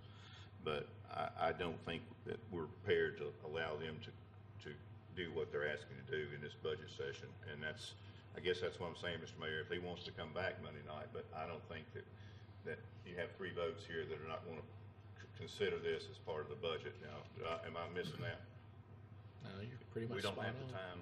But now it doesn't mean, I still say it's valuable to go sit down with the crew immediately, because you might come up with some short-term gains that can help consolidate some services to either lower their costs, or maybe we can get some of the revenues because they can't respond to all the calls. You might come up with something that still helps us in the short term, right, without doing this major change. So I would recommend you focus on that. What can we do in the short term? Where do you have issues? Where do we have issues? Where can we come together closer to have a win-win in the short term? And then let's study this bigger project, right, going forward. Okay. Or I have another proposal too. I mean, I'm just going to say this. If you want to prospect with the people's money, and that's what it is, you're coming in asking for $100,000 for vehicles. You've got a $3.5 million budget for your department right now. You're willing to slide 2 men over into 2 trucks. Here's a suggestion. If you feel confident in your proposal that you're going to be able to generate the revenues to offset the cost and everything, be on the positive side of it, it's your department to operate. You're set with a budget annually. If you think that you could pull $50,000 out of your budget, set up 1 truck, and be able to bill insurance and make the revenues back in your services to put that $50,000 back into your budget, plus whatever else you feel like you're going to make in increased charges, then you would come out on the plus side, generating more money throughout your budget for the physical year. But I can't, in my mind, if I had a $3.5 million budget and I wanted to buy a $50,000 vehicle, I believe that I could work through the numbers and get $50,000 to buy a vehicle to implement something without asking for it in a new budget cycle. And if the money is there to be made, your department's going to come out on the plus side of it. You see where I'm going with this? Mm-hmm. I mean, it's just like anybody running a business. You have X number of dollars to work with, but if you want to grow your business and take a risk, then you pull the money out of your budget that's already allocated, buy 1 truck, and see where you're at the end of the year, 6 months from there. And if you fall short, then your department just has to absorb the loss, because you're not going to be able to come back to us and say, hey, you know, we went out on a limb here and we lost. You see where I'm going? Yes, sir. Okay?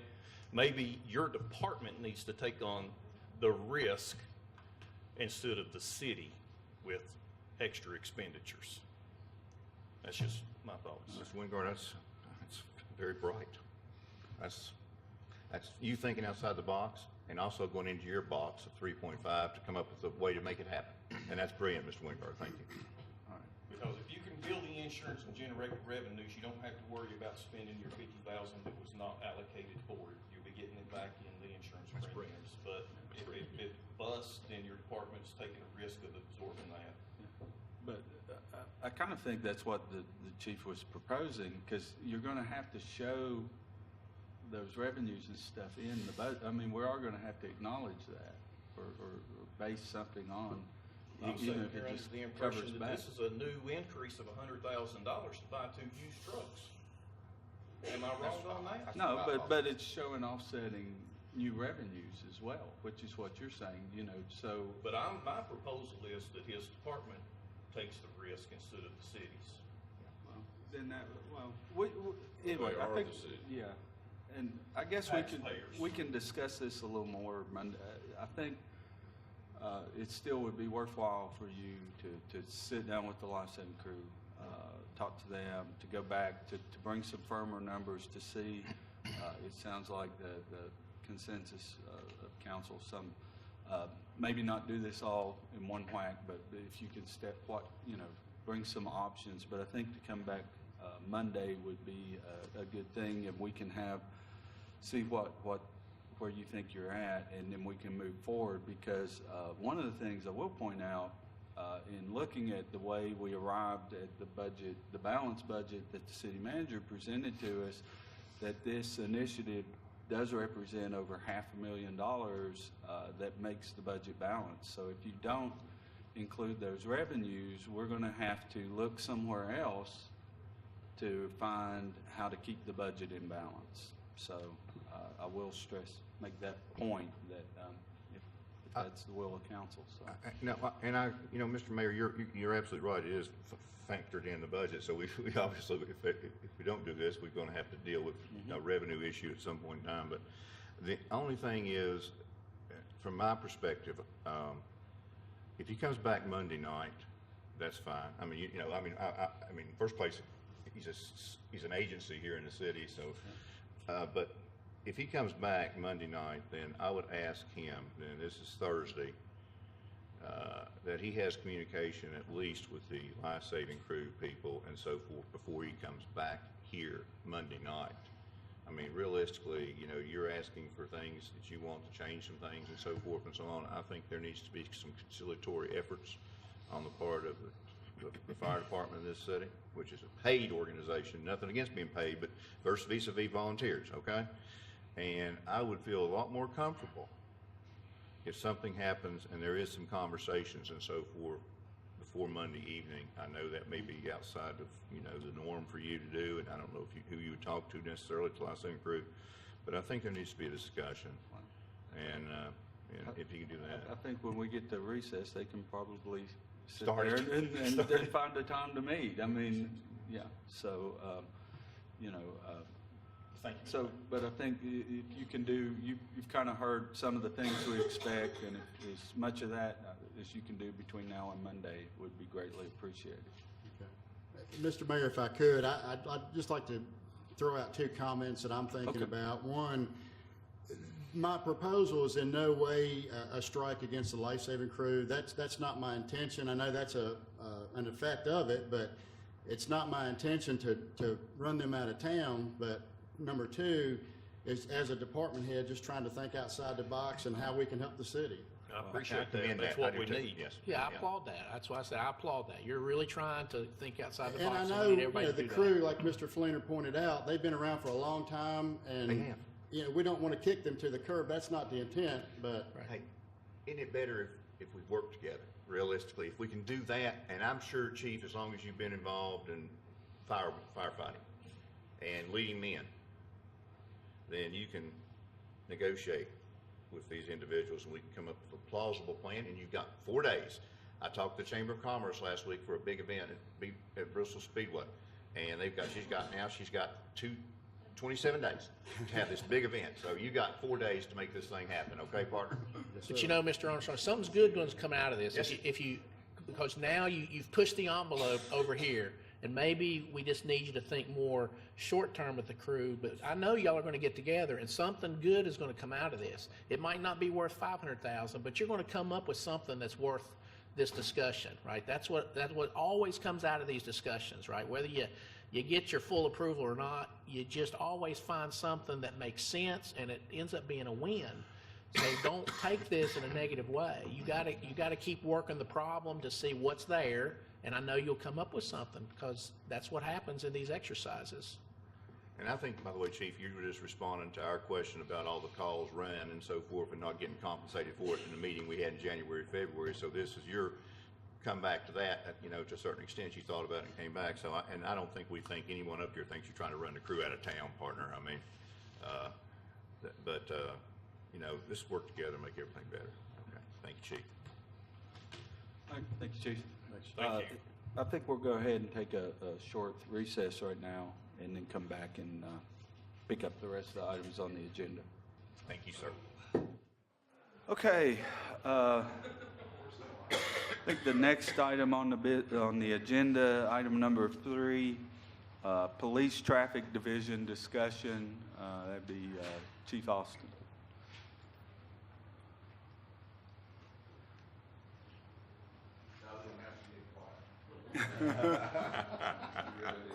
Oh, we're getting our questions in order. Fire away. Mayor, city council, as you may know, we have had a traffic division several years ago, and our proposal here is to re-engage that division, having officers work traffic. As you know, basically from some of your city council meetings, you have complaints of speeding and people running the red lights, and I'm sure you're receiving phone calls and everything else. But our proposal is to re-engage our traffic division, do enforcement in the city and on the interstate. And we do that for safety and compliance. While it may generate cost, fines and cost, but the primary reason we're doing this is for safety and cost. And we would do that with overtime, and we have an overtime expense that we've broken out to show what that would be. So. Correct. Chief, can I, that's basically, is there anything else you want to say about that, or just pretty much that you're doing this now? Yes, go right Okay. ahead. Well, first of all, I know that you're not in the revenue business. We've made that clear and everything, but there are certain streets, in fact, I did not, I thought about interstate because I know that there's a lot of speeders, by the way, and particularly, when it breaks into a 3-lane coming into the city of Bristol, Virginia, hammer down coming in to Bristol. And I think you and I spoke earlier, and I said, I think we're going to be certainly to a little bit of extent limited as far as interstate's concerned. The state police have exit 1 pretty well scoped out already at times, and Washington County is going to get the people hammering it coming right in as you come into Bristol, I think, near exit 7. But is that if you're going to reinstitute, and I think that's what you're basically saying, you're going to do the traffic division again. Is that what I'm hearing, Chief? That's correct, but we would do that, we would probably work at the traffic division 3 times a week, like 8-hour shifts, and they would work this outside of the regular shift. It would be an overtime assignment. And they'll have a vehicle that'll be able to, like I always said, I was worried if our cruisers were in a position to chase some of these people down.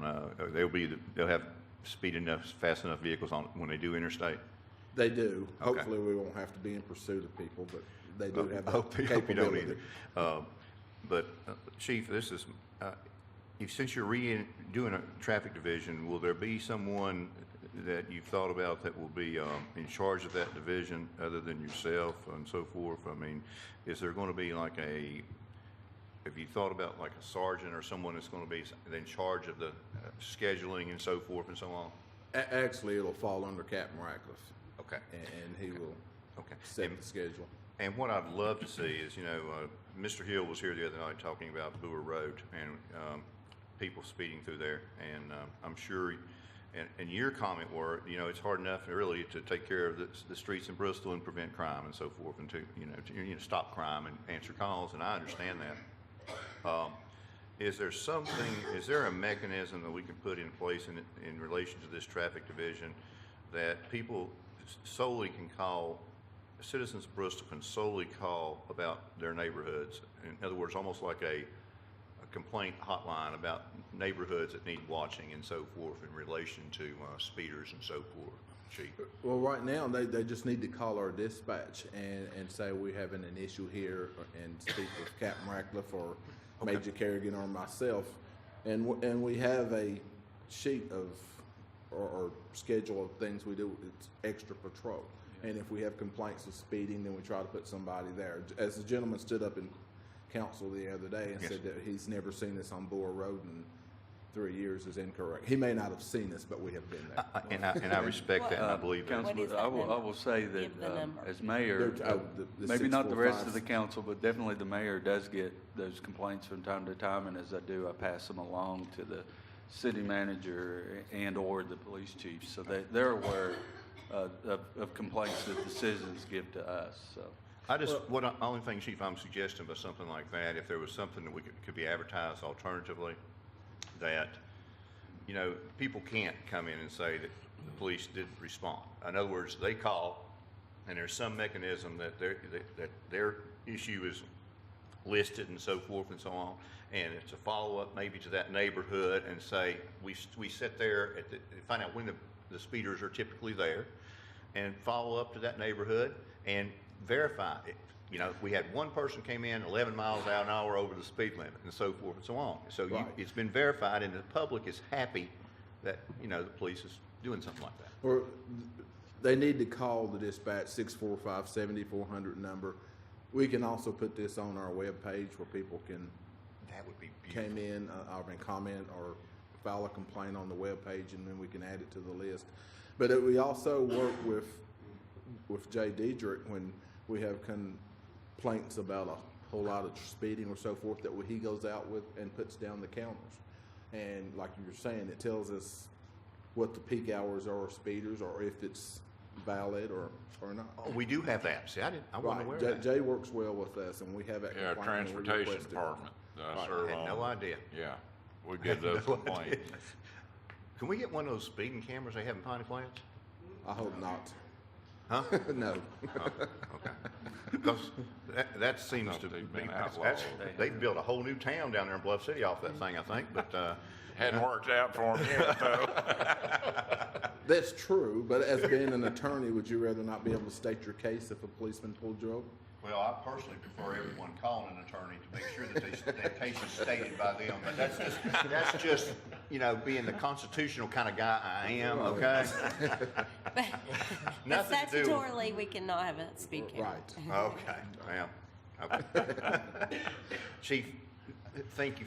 From my perspective, and I know maybe there'll be other questions, but sir, I want to tell you, I think you do a heck of a job. It's a tough job, it's a thankless job, and I'm glad you're doing this, because a lot of people, you're satisfying the citizens by the speeding issues and so forth inside the city, and God willing, and the stuff on the interstate, a big major accident could not take place because they know Bristol, Virginia is going to be out there too, and I thank you. Yeah, I just had a couple of questions. When you, the police department's one of the more important, if not the most important, service the city provides is public safety. So it's a really important department. So when you just like clean sheet of paper and you say, okay, what does the police department do now that it really needs to do or needs to change what it does, and what is it not doing that we need to think about improving? And you're talking about traffic. So my question is, when you think about it in those terms, and you just listed down what you felt like the number one risk to the citizens of this city are from a standpoint of life and property, what do you think would be the number one risk that your department could influence? Well, the biggest issue we have it is the speeding. It's the crashes are up. So traffic is up. Crashes were up 70 right. or 72 more crashes. So I was last curious year than we had this year. Okay, so I was curious if traffic is, like you're saying, But up, or is it other things well, like the crime and narcotics drugs? problem is Huh?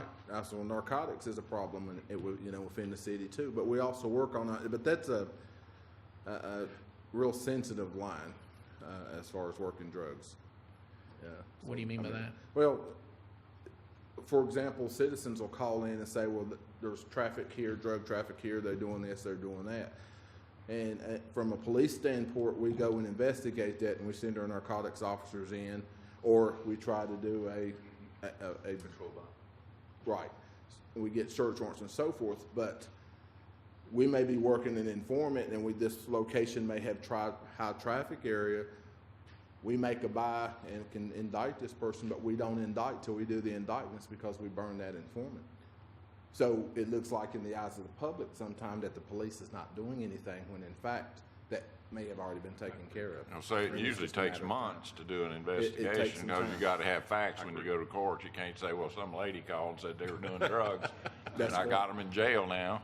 It doesn't right. work. And they're not going to invite them in for a little taste either, Yeah, I don't think, okay, Well, the reason I ask that is, if you ask all the citizens of Bristol, if you looked back in time a few years and now you look where we are today and what you would project going forward, I think a lot of people would say the drug activity and things going on in this city and things moving into certain neighborhoods is not getting better. It's actually getting more concerning, right? And I know my specific neighborhood, I've seen things and I'm like, what is going on here? I've never seen this before at all. So when you think about it in those terms, right, you just, take your optics out and say, is that more of a risk and more of a detriment to this city over the next 5 to 10 years? And are we applying the right resources to that versus the traffic issues? Which one of those should we really focus on? Because one has a very dramatic impact on the city too. That's two. Councilman Mumpower, that's true, but Councilman Mumpower, in working traffic, we have found crime reductions come when you're stopping a whole lot more cars, simply for the reason you have that chance of getting caught.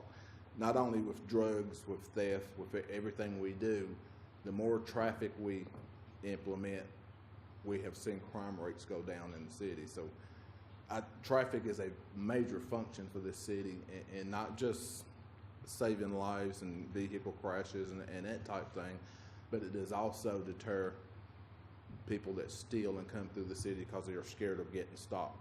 We had a criminal one time who had a larceny ring going around the city, and they asked him how come he didn't come to the city of Bristol, and he says because you get stopped every time you come in city of Bristol. So it's a deterrent within itself. Traffic is crucial not only You know, if you're on the interstate and you stop a car for speeding and the officer's doing his job, you know, and he's not just looking for that traffic ticket, he's looking for drug paraphernalia, he's looking for drugs in the car, he's looking for money in the car, he's looking for things that, you know, feeds the drug cartel. I mean, the drug runners, it feeds it all. I know as much as I worked at a company that was near Interstate 81 in the city, and I've been appalled at how many accidents are happening on that strip of road. I mean, there seem like every week there's one lane totally stopped because there's been an accident somewhere. So I don't know if it's due to speeding. I don't know what the reason is, but seems like there's an inordinate amount of accidents on 81 in our area. Maybe it's the speed not being regulated. I know the state police can't be everywhere, just like you guys can. And that's true, but see, and we only worked accidents on the interstate when the state police was not available. So yeah, you know so we just see a small part of that also. Well, I like to hear that you'll do something on the website, because I think at the end of the day, you know, citizens pay taxes, and they're looking for certain things out of the police department, right? So if you put things on the website, as an example, you put a citizen survey form on there, and you let them just, without stating their name, they just give you their input on how they view your department and the things going on, and then you come here and tell us what that website's saying. I think we're going to learn where we need to go next. You know, that'll help direct us, right? Because I think it'll be eye-opening it's always eye-opening when you do an honest, unbiased survey of, you think you're this, but other people think you're something opposite. So we need to make sure we're all on the same page, right? Yes, sir. I agree with that. But now we do a survey. Crime Prevention, Nicole Slagle puts a survey out on a regular basis, but we can put one on the website. Chief, can I thought I was going to be finished, but there was something I spoke with you about the other night that's been it's been on the news a lot lately, and I know you're going to be amping up traffic patrols and so forth and so on. And I don't know what kind of training. I know that your officers have excellent training in traffic, but I'm really concerned about the child trafficking that's going on in this country. Particularly, I read an article yesterday about Ferguson, or not Ferguson, but outside of St. Louis, the number of young people under 15 years old that have been missing and so forth. It's outrageous. And I know you say you look at drugs and so forth. You look at monies and cars and so forth. That's SOPs, pretty much been in the order of the day for a long time. But I wish you could kind of look and maybe have officers maybe be a little bit more trained in what to look for if you see an 8-year-old girl that doesn't seem real comfortable in the car with the man that she's driving with. You know, that kind of thing. That's something, and that's what I asked you the other night, if it's possible. I know you all are limited, your man hours are limited, but to go, for instance, to this motel that's been vacant out on Euclid Avenue, and, you know, I know you said you patrol it and so forth at times, but, you know, abandoned buildings like that apparently are places that kind of activity transpires in, and, you know, that stuff, there's hurting a child is to me the most reprehensible thing anyone can do, and to take advantage of them like that. And I just hope that we can, if there's any of that going on in the city of Bristol, Virginia, that we're going to put a stop to it and stop it. I know there's been a lot of abuse cases lately, but this kind of stuff is even worse in my mind than that. And I just would ask you to maybe look into that, please, sir. I will. Thank you. So a couple other things. So you're proposing some increase in traffic enforcement, right? And with that, there's some overtime costs that you have tied to that, right? That's correct, sir. So those expenses would go up. So I would say, you know, anytime you look at increased costs, look at how can we reapply what we're doing so we don't have to burn the overtime. You know, can we just do more traffic enforcement on the interstate versus, say, these areas and still get the job accomplished without, you know, just saying it's going to be overtime. So just think about that. I'm not saying, you know, you can't or you can, but anytime you see overtime in a financial situation we're in, you got to ask yourself, is that really, really needed to accomplish the job, or can we get it done another way? Grants, I see grants in here. I mean, for a department your size, is there something we can do to help you get more grants. I know the school system's engaging with a grant writer, a good one. So is that something they could help you with, to go out and go after some more type grants, to help your department expenses and capital stuff? That is, we are engaging with the same grant writer right now on a specific police issue. Okay, well, that's good. Foot patrols, I think you go to a lot of cities that are like ours or a little larger, you're starting to see more foot patrol activity, right? So if you go into a downtown district as an example, or some common areas, you'll start to see more policemen, not in a car. They're actually out walking around. And that does two things, in my opinion. One, you directly engage in the community, and they get to know the officer by name, and they're glad to see him there. So there's a relationship that develops, and it just puts a different vibe out when you got a person walking around than there's a guy over in the police car. It's like more like the principal's in the room. You got to pay attention more when you got the foot patrol walking around. So just again, think about that. How could we do more of that and less vehicles running around, and maybe accomplish what we're doing better? Well, I will say this, and with the limited number of officers we have and having to respond to calls, foot patrol is very limited with the number of officers we have and taking care of the needs of the city. But I will say Major Kerrigan is currently implementing a new program. We have broke the city down into like 29 different sections, and there's an officer will be assigned to each section of that city. It's kind of like their territory, and they are to knock on every door and engage with the citizens and what problems they're having, what issues, and if they're having problems, That's contact that officer. So that program, Major Kerrigan has already, and Kelly with engineering's office they've mapped it out and broke the city down, and they're in the process of assigning people to that location. That's a great thing. I would also add, unless it's changed, that, our school resource officers during the summer don't have a school to be at. And so they have used them on some foot patrols, whether it's downtown or through the housing authority properties or. Right. They do. They walk downtown and the housing authority properties, and also the housing authority has officers at their expense come and on foot patrol through their property. Okay.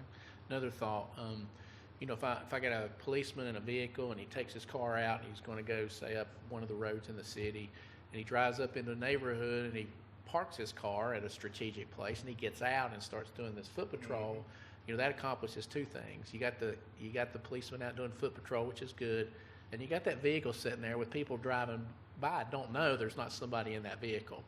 So it kind of does some traffic enforcement. It's just sitting there, right? So think about those kinds of things to try to accomplish two things at once, because there are some roads here that people like to speed on.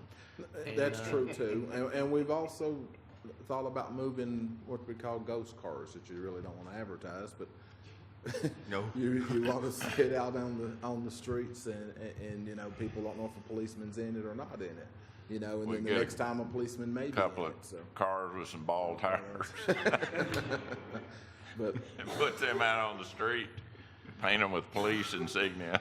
And we've had as a city council person, and you probably know this, I never got asked questions about police or anything before this, and now it's like all kinds of stuff comes up from different people, which is completely new to me, but it raises some questions, and some of the things that have come up consistently. Some comments are just kind of one-off, and you kind of ignore them, so to speak, but some are pretty consistent. So one of the consistent ones was, why is it that we have vehicles at the police department and they're going back and forth to their home, and that's been brought up more than once. Is that the right thing to do versus have them use their personal vehicle to come down and get in the city vehicle, the police vehicle, and go do their job and then park it? And so tell us about that a little bit. well, the take-home car program, for one, each officer's equipment is in it and stays in it, and he is readily available. So it's operational readiness to have an officer have that vehicle and have that vehicle at his home. For the same reason that you're saying park a car out in the city or park a car on the street and walk and talk, and it serves two purposes for traffic. having an officer's vehicle parked at his residence or so forth also deters crime in certain areas. The other reason, I mean, if the officer has to respond to an emergency or we have a crisis and that vehicle is parked here, or he doesn't have a take-home vehicle, if he can get to it, depending on what's going on, you know, or if we don't have a take-home vehicle and we had a hot fleet, then the officer gets carried over with his shift or whatever, then I have an officer sitting at headquarters or trying to get to headquarters just waiting on a vehicle. So it helps by having an officer being available, ready to respond to calls. Calls that's coming in, if a call's dispatched, if we had a robbery, for example, one time we had a robbery at Kroger's, officer's vehicle was parked here, the robbery was happening when the officer was half a block away from Kroger's on the way to work. Okay, if he had his car, he'd heard that call, and he's right on top of it, that type thing. But So you're saying any officer that takes a vehicle home is basically on call? that we're whole on time? call regardless. Everybody Yes, is regardless, whether Regardless. they have the vehicle ready or not? right, correct. Okay. And if you SWAT team members, So if there they is have no to such respond- thing as being off, don't bother me? No, not in our Okay, world. except for vacation. Well, not in our world then either. So. Well, realistically, Chief, it is feasible, though. I understand you have a SWAT unit and so forth, and I think basically every city of any size in this country has one now. But you talk about the equipment and so forth. It is feasible, though, that one of the comrades here in Bristol, Virginia, if the vehicle were here, could get the equipment out of the trunk or wherever it may be and meet him at the scene, or her at the scene, in the event of an emergency. Now, that may not be as efficient as one would like, but that is certainly a mechanism, because if a vehicle were in, let's just use an example of Abingdon, and there was an incident that occurred at exit 7, then with the possible exception of putting emergency lights on, you can probably make it from Abingdon to exit 7 pretty quick. And if someone in Bristol would take the equipment there to him and so forth, for her again, that could take the place of that. I mean, do you agree or disagree with that as a possibility? Are you saying have somebody go to and pick up that officer's equipment? I'm and saying if it's respond? SWAT, yes, sir. I'm saying if he doesn't take his vehicle with him, and he lived in Abingdon, if he lived, I mean, you can name whatever location you want to. I don't know how far your group goes, but Mr. Mumpower uses this phraseology sometimes, and I agree with it. There's optics. You know what? And it's really with this budget issue. I've heard. With the budget crisis of Bristol, Virginia, I've heard two things. I've heard falls, and I've heard police vehicles going out of town. I mean, honestly, I think that if I were categorizing it, it's pretty darn close to 50-50. And optics, I guess, of people look, they're saying, well, nobody else gets to do that. I know where you're coming from and everything with what you're saying, I think there's two sides to this. I think you agree there's probably two sides to it. May I make a suggestion that if we're going to do this, at least look at a geographic limitation of area and so forth, number one. Number two, making sure that there's mileage that's kept and so forth, so this person is taking the vehicle. Somehow, some way, that fuel can add up. If you're driving 5 times, I don't know what it is, 5 times back and forth, 100 miles a week, I mean, it could potentially add up to some money. Figure out how to make that, compensate that. I know that's probably trite, but that's one way to do it. And, maybe rotate your officers that are out of the area, outside of Bristol, to who gets to take their vehicles this month and so forth and so on. That way it's equitable across the board. And that way you have a certain group of people that are important on call that are, you follow me? I understand what I'm getting tired, by the way, Mr. Austin. I didn't sleep much last night, so Chief, I'm getting a little sleepy, but so my questions are dragging, but, I'm just saying, help us make the public aware of what we're doing. Figure out some nice, equitable way to do this, and so everybody wins. Does that make? I mean, that's what I'm trying to figure out how to do, and make people not be mad at you all. I mean, Well, it's not, and the city manager has directed me to look into that matter also, and we're currently doing that. I would add too, you currently have a mileage, We and do. what is It that is mileage? 15 miles outside the city, and you can, take your vehicle home. If not, then it's parked here. And we're looking at reducing that or leaving it in the city we're looking into it. We've been directed to look into it. And I think, you know what, if you take it out in Washington County, for instance, it is a deterrent in a neighborhood, I get that. But you know what, if it's a deterrent, Washington County should kick back something for the deterrent that Bristol, Virginia's created. But I think we also have Washington County. Most departments have take-home vehicles. I mean, nationwide. But you see what I'm saying? pretty I mean, much. we're going out there and we're deterring people because they see a policeman lives in this neighborhood and their vehicle's there, and it's in Washington County. Washington County ought to kick us some money for crime prevention, don't you think? Well, they have some people that have vehicles in the county and the city also. Oh, no. So, Okay. It's a good try. Never mind. I like the idea. I was, I thought I was going somewhere, man. I mean, An A for effort, Councilman Flynn. You know, when we look back at your locality comparisons, you remember the locality comparisons you did? One of the Yes, things sir. that came out to me was dispatch.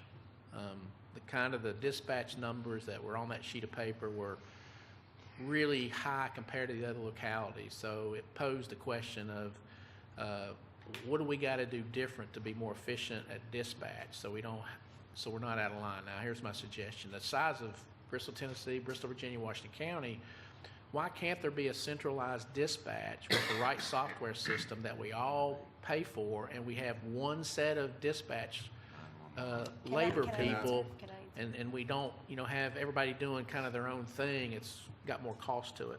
We are happy to report that since the locality comparison, we have been meeting with Washington County. The problem with Bristol, Tennessee is there's a state line that really does cause a problem.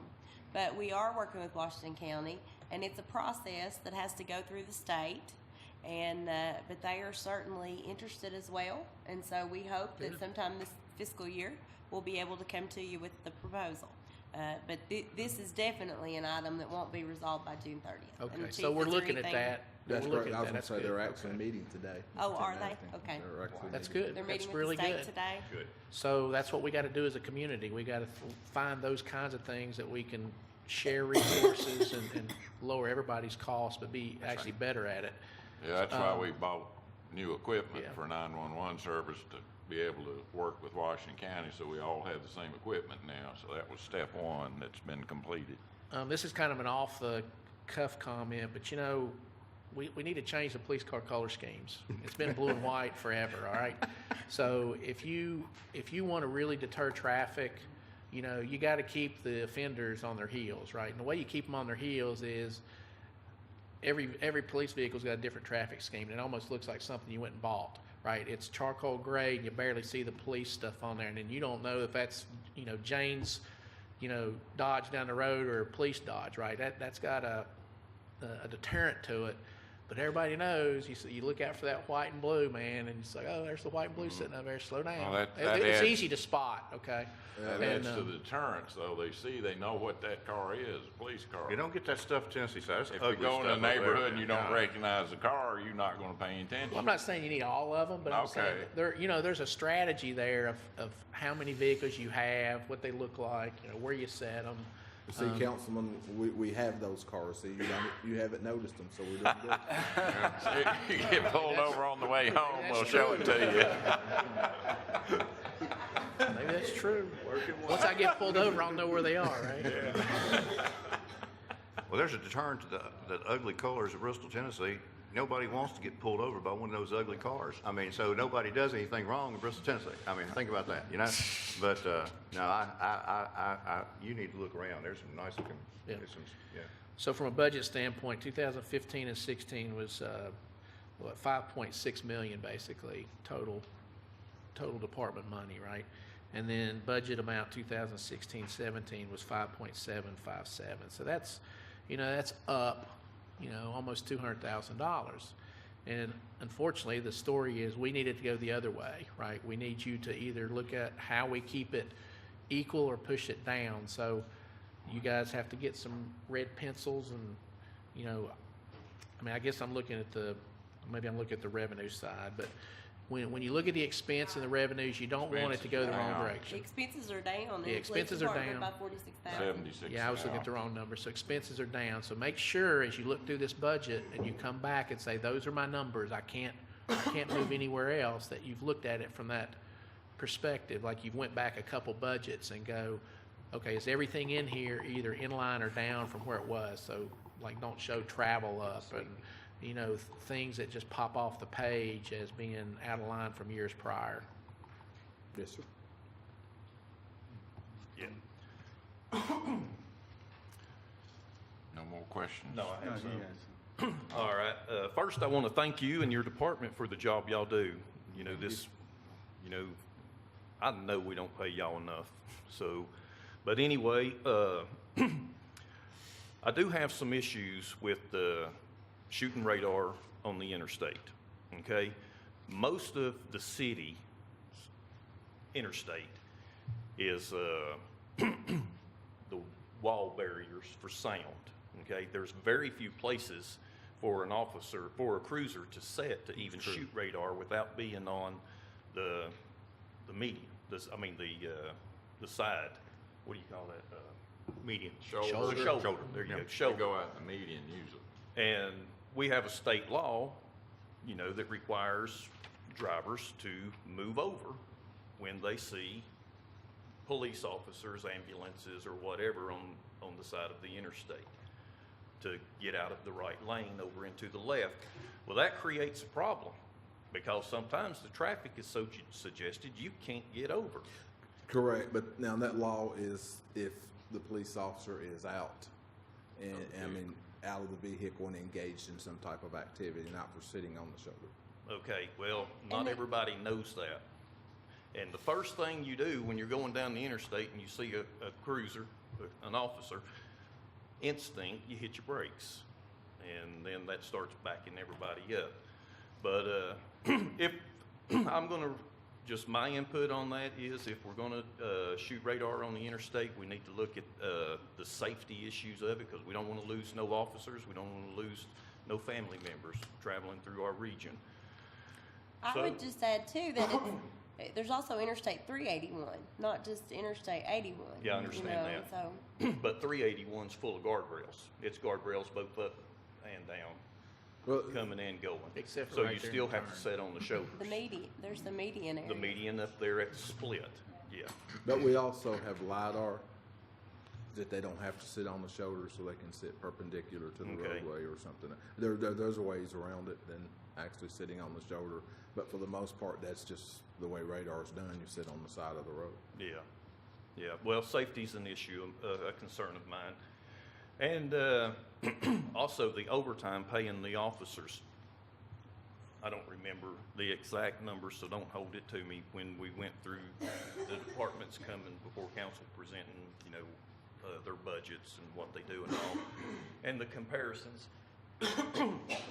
The national average, what I'm remembering, the national average of officers is like 2.8 officers per capita for that area, and this department fell 3.4. So that's an indicator that in reality, we have more officers than the national average on staff at any given time. So I'm a little concerned about the overtime there when we're already over on officers per capita for our 17,000 people. So I would like to keep overtime down to a minimum if any way possible. And then going to the cars that the officers take home, you said that every officer has their own vehicle in case there's an emergency and they have to be called in. They'll have all their equipment with them and everything else, and they're pretty much on call when they're at home. When was the last time you had a significant issue that you had to call officers in from off duty? We call SWAT members, and it depends. Our detectives come in on, who's on call on a regular basis. Our SWAT members, depending on the incident, talking about dealing with the drug problem, just as we had the last two, or the night you had the council meeting. There's not a specific time that we've had to call the majority of the officers in. It's just being operational ready. that if that case comes forward, or if we have that time to happen, that we are able to respond. Okay, I can't sit here and tell you, it's like anything, it's not needed till it's needed. Yeah, I understand that, but but at the time we was going through everything, I saw an operational cost issue, the cost of just operating. And I'm thinking, what would be the cost savings? One, we need to know how much each vehicle costs annually between the maintenance, the mileage, the fuel, and everything else involved in it. And if we could not pull those vehicles back, especially inside the city limits, because we have several vehicles sitting out in the county and various places that, in my opinion, shouldn't be sitting there, and that's just my personal opinion. But if we had locals that's scattered out police officers inside the city limits, instead of everybody being able to take their vehicles home, only a certain percentage per shift be able to take their vehicles home. They're pretty much on call, and maybe they get an extra pay for being on call, but only have a handful of vehicles out there that they are actually taking home, and the rest of them are being parked downtown, because you're not going to call 40 officers in at any given time unless a bomb goes off, and hopefully that never happens. But I'm just seeing that if we take the vehicles and have them sitting inside the city, and they drive into work and get in their vehicles, the cost savings will be astronomical on maintenance and fuel alone, okay? And then if you had a dozen officers that was getting a little extra pay to take their vehicle home and be on call in case of a crisis, and they jump in their vehicles and come on in and help take care of that situation, we would save a lot of money, because wear and tear on a vehicle, that's the life of it. You're only going to get X number of miles out of that vehicle, and then it has to be replaced. And if we're letting them drive them every day to and from work, and we have a 15-mile radius outside the city limits, then the life expectancy of that vehicle is cut drastically. I disagree. I Okay. disagree. All The, right. the studies show that people that have take-on vehicles will replace those cars every 6 to 8 years. The studies show when we have a hot fleet that we replace those vehicles every 2 years. We have all kind of mechanical problems because people drive their cars differently. We have equipment problems because you can't hold people accountable. So in every study that I have ever seen, and you can look online for yourself or at the apartments, it is cost savings to have the take-on vehicle versus having hot fleets. Now, the difference in the take-on vehicle, the savings would have came if we didn't have the take-on vehicle at the beginning. The initial cost of having to purchase a tremendous amount of vehicles is where you lose it when it comes to, you know, we already have the take-on vehicles. To go backwards would not be cost savings. Okay, could it be something that your department could look at going forward instead of replacing the cars at the rate that we're replacing them? Yes, sir. To look at that in the future? Yes, sir. As a cost saver? Yes, sir. Okay. All right, and my next question is the number of SUVs we have running around this town. And that's an issue in itself. One, because of the upfront cost. Two, the operational cost, because they only get 15 to 18 miles to the gallon in the city. And wondering why we have so many SUVs. For one, we have to have all-wheel drive or four-wheel drive vehicles. At one time, we didn't have any. The other thing is, that is the standard vehicle for police anymore. If you look, everybody's going to SUVs. As far as gas mileage and that SUV, the gas mileage is cheaper in that SUV than it is to drive those Crown Vics. In doing the study, the newer cars and the flex fuel, and we get better gas mileage in the SUVs.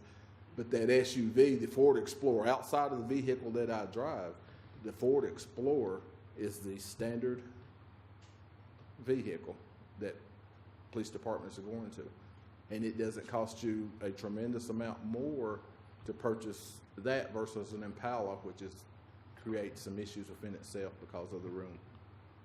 Expand on that, what you mean by that? Well, putting, we get an Impala, for example, first year we did this, we leased Impalas. You put the protective cage behind it. Okay, you have about this much room between the cage of trying to put prisoners or anybody in that vehicle, which creates an issue for an officer safety wise, because then this guy that you're arresting gets upset and wants to fight because he can't get in the vehicle and you're trying to get him in the vehicle. This day and time, when the officer has to have a computer in his car and he has a camera in his car and he has all this equipment, buying a smaller vehicle is not feasible. It used to be when I started, you carried everything you needed in a briefcase and you sat it in the front seat. It's not that way anymore. With courts, with wanting to have video, with having to run, if we put the computers out of the car or the MDTs out of the car, then that pulls that officer off the street and he's in headquarters doing the reports. So, you have to buy, if you're going to buy standard vehicles or regular vehicles, then you have to buy a fleet of four-wheel drive vehicles or SUV for inclement weather. So What you're saying is that modifying a regular vehicle to police specs and handle all that equipment is taking away the mileage advantage. Well, that's Because true. the SUV basically comes ready to go. We can do except it. And you have for the the room equipment. to work out of. But across the nation, most departments, if you look, the trend is they're going to the Ford Explorer. That's what it is. So, it's the bid on the vehicle on state Well, bid. being a GM dealer, I object to that. What about hybrid vehicles and some other options instead of straight fuel vehicles? Is there any other options that the police departments have looked at to see that might be more operationally cost efficient, I have not looked into a hybrid vehicle. I don't know that answer. Either that or diesel engines that you can idle them a lot longer than you can a gas engine and still get decent comp. And I have not looked into that also. But So you need to continue to look at vehicles because the technology out there is, moving on, and you might find that your fuel and lubricant costs and all that kind of stuff can get better if maybe you try one. Maybe you don't go and do 2 or 3 or 4. You find one that might make operational cost sense, and you go get one and you track it and see if it really does benefit you, and then you add another one and start going that way. So we're willing to look into any way we can to be efficient and still operate. Save money and be efficient. I'm not against any suggestions you have, guys. We'll look into whatever we need to. Anything else? You'll consider any dumb suggestion we make? Will I what? I say, will you consider any dumb suggestion that we might make? I will consider it.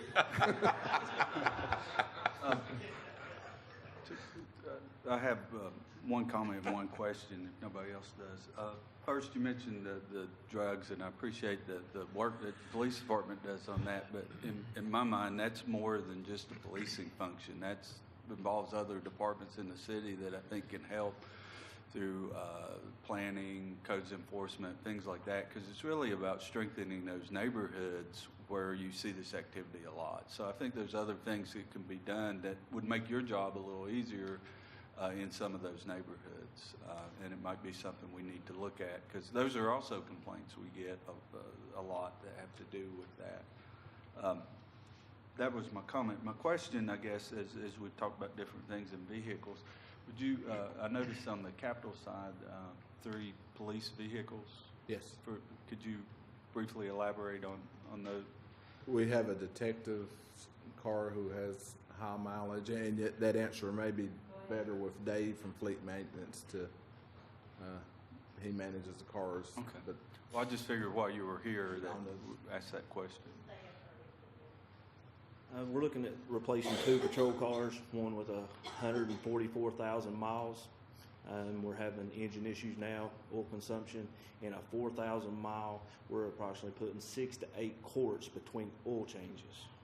The other one, we're having transmission issues, AC issues. One of the detectives' cars, the transmission is going out now as we speak. It's got 114,000, I think. How old are those vehicles? How old are the vehicles you're replacing? Two of them are 2006 models, and one is a 2003. Yeah, 2003. We have several 2003s. I don't even know if you can get parts for them anymore. It's getting tough. Well, their factories are required by law to keep 10 years worth of parts That's for correct. vehicles. But that 203 and 206 are right on the line at 6.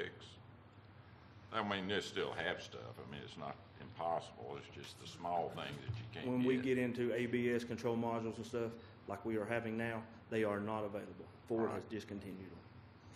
I used to be in the trucking business. I know about that 10-year rule. It gets Were pretty those tough. vehicles you're talking about, were those originally purchased, or were those originally leased, and now you're needing to release, or you asking to? They was originally purchased. And so this would be a As- capital lease As it request, stands in the budget right now, it would be a purchase. be a purchase. We could We- certainly modify that to be a lease, Yeah. like the last several years we've leased to, and like I mentioned that night, that was really an oversight on my part that it didn't get switched. But we've done a 5-year lease to own at the end of the term. Yeah, Well, we what's do the, that so with since these. we've done both, Yeah. you've got data now that says through that 5-year lease program, we spend X amount of dollars on that vehicle. And if we was to buy it and do what we need to do, it's X dollars. Is the lease paying for itself? It's a cheaper way to go than the outright purchase. Do you know that? We do I'm gonna say we primarily do the lease because of the cash up front issue and the number of vehicles that need to be replaced in the police department. You know, you heard him say there's other 2003s. They initially asked for more cars. The sheriff asked for a car, but what we funded in the budget were the 3 cars. That was the extent of So it. is this capital lease that you've been doing, just straight lease it for 5 years and then the vehicle goes back to the company that No, you we leased it own from, or it. you own it at We that own it. point for $1 or something, whatever Yeah, you. Correct.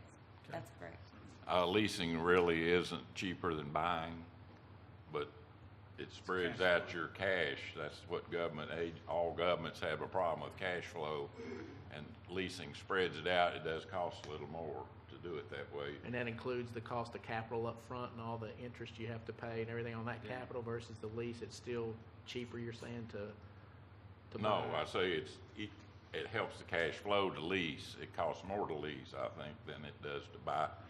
Anytime you buy anything outright, you're going to save interest. And if you lease it, you're going to pay interest.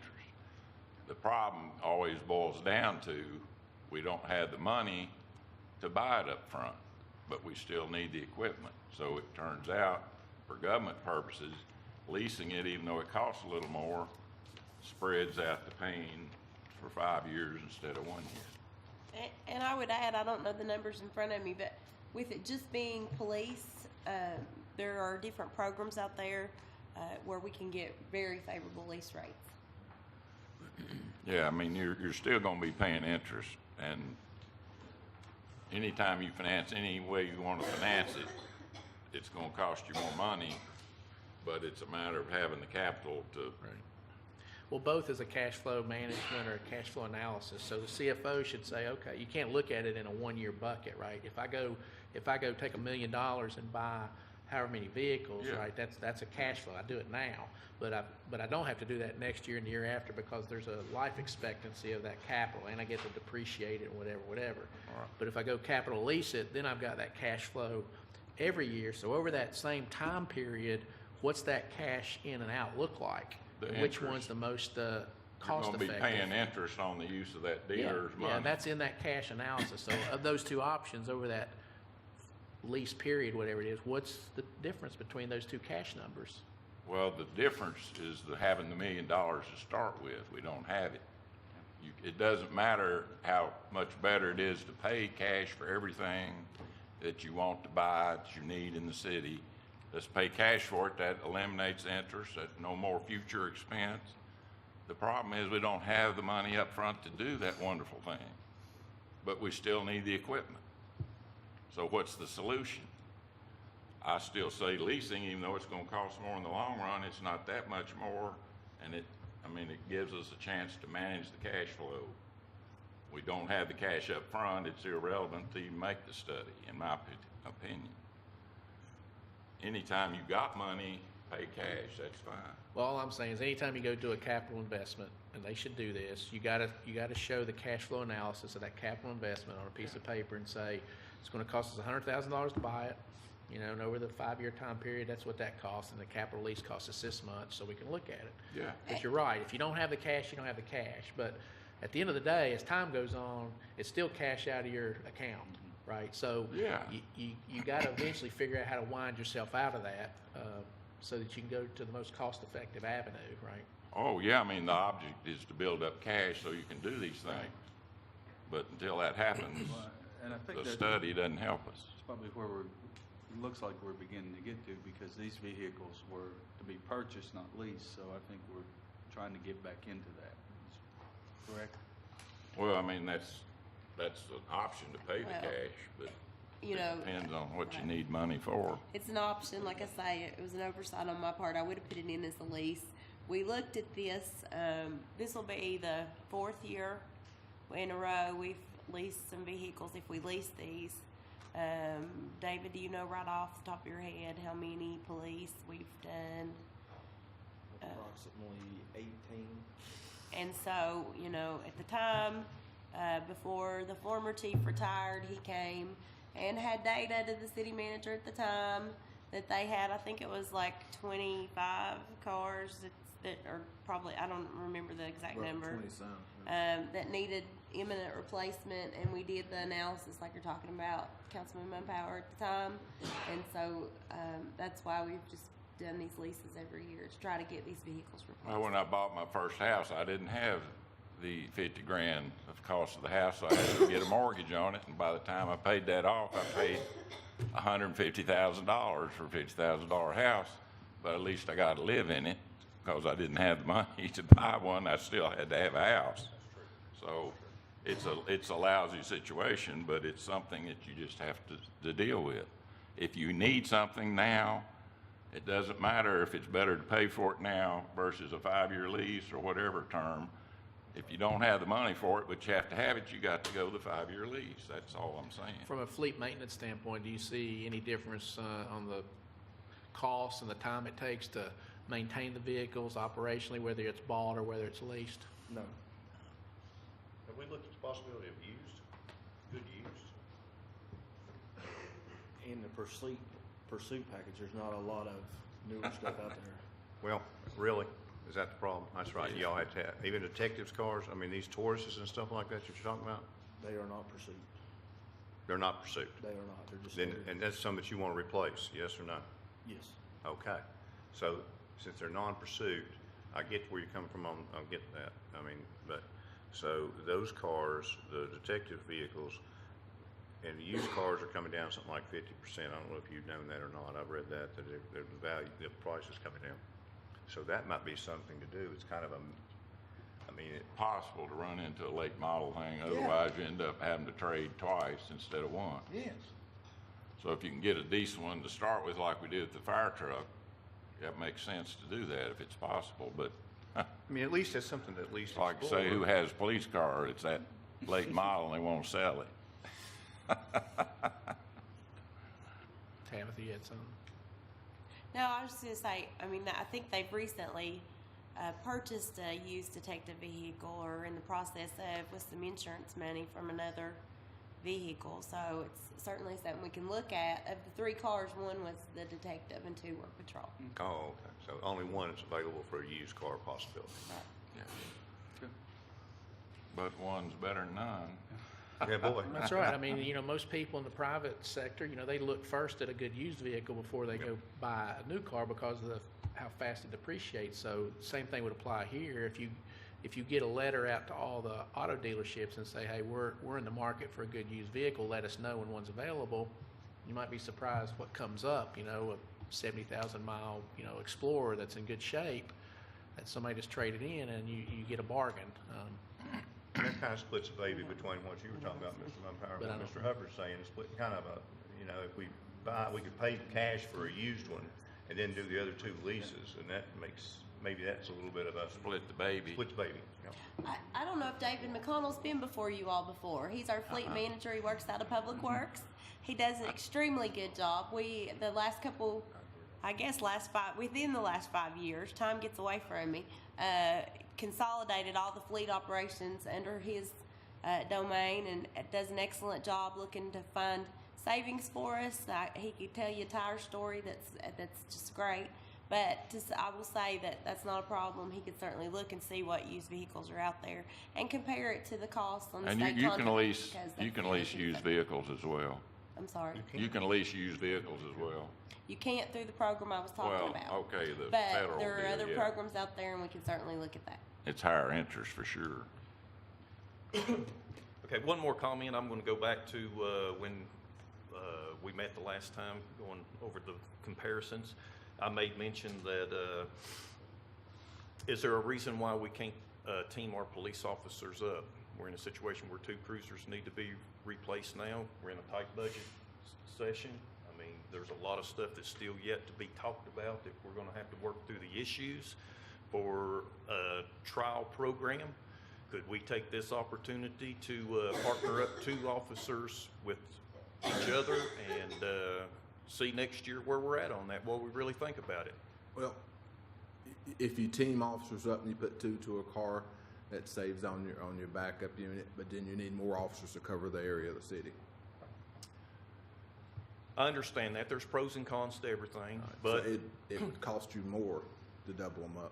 You may save on the cars, but you're gonna have to hire a bunch more policemen. I'm talking about just these 2 officers that have 2 cars that need to be replaced, partner them up with another officers as a trial run and see where we're at next year.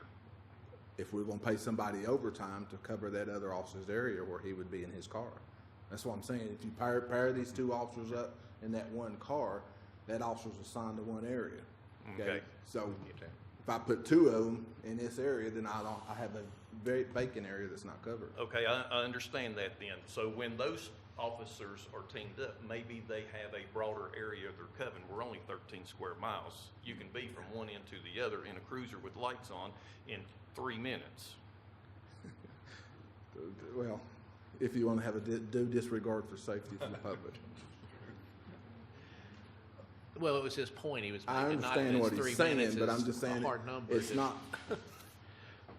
we're gonna cut the coverage down. You can expand the area, okay, but that officer still, where he is covering a smaller area, has more coverage than if I put 2 in one car covering the whole area. I I'm understand just that. saying, Every you cut me, scenario, I understand there's what you're saying, and. Every scenario, there's going to be Right. pros and Pros and cons, cons, gives and yes, sir. takes. Yes, sir. I'm just saying, this Could- is an opportunity that we could implement it at this point in time and get the real data this time next year. Did it work? Did it not?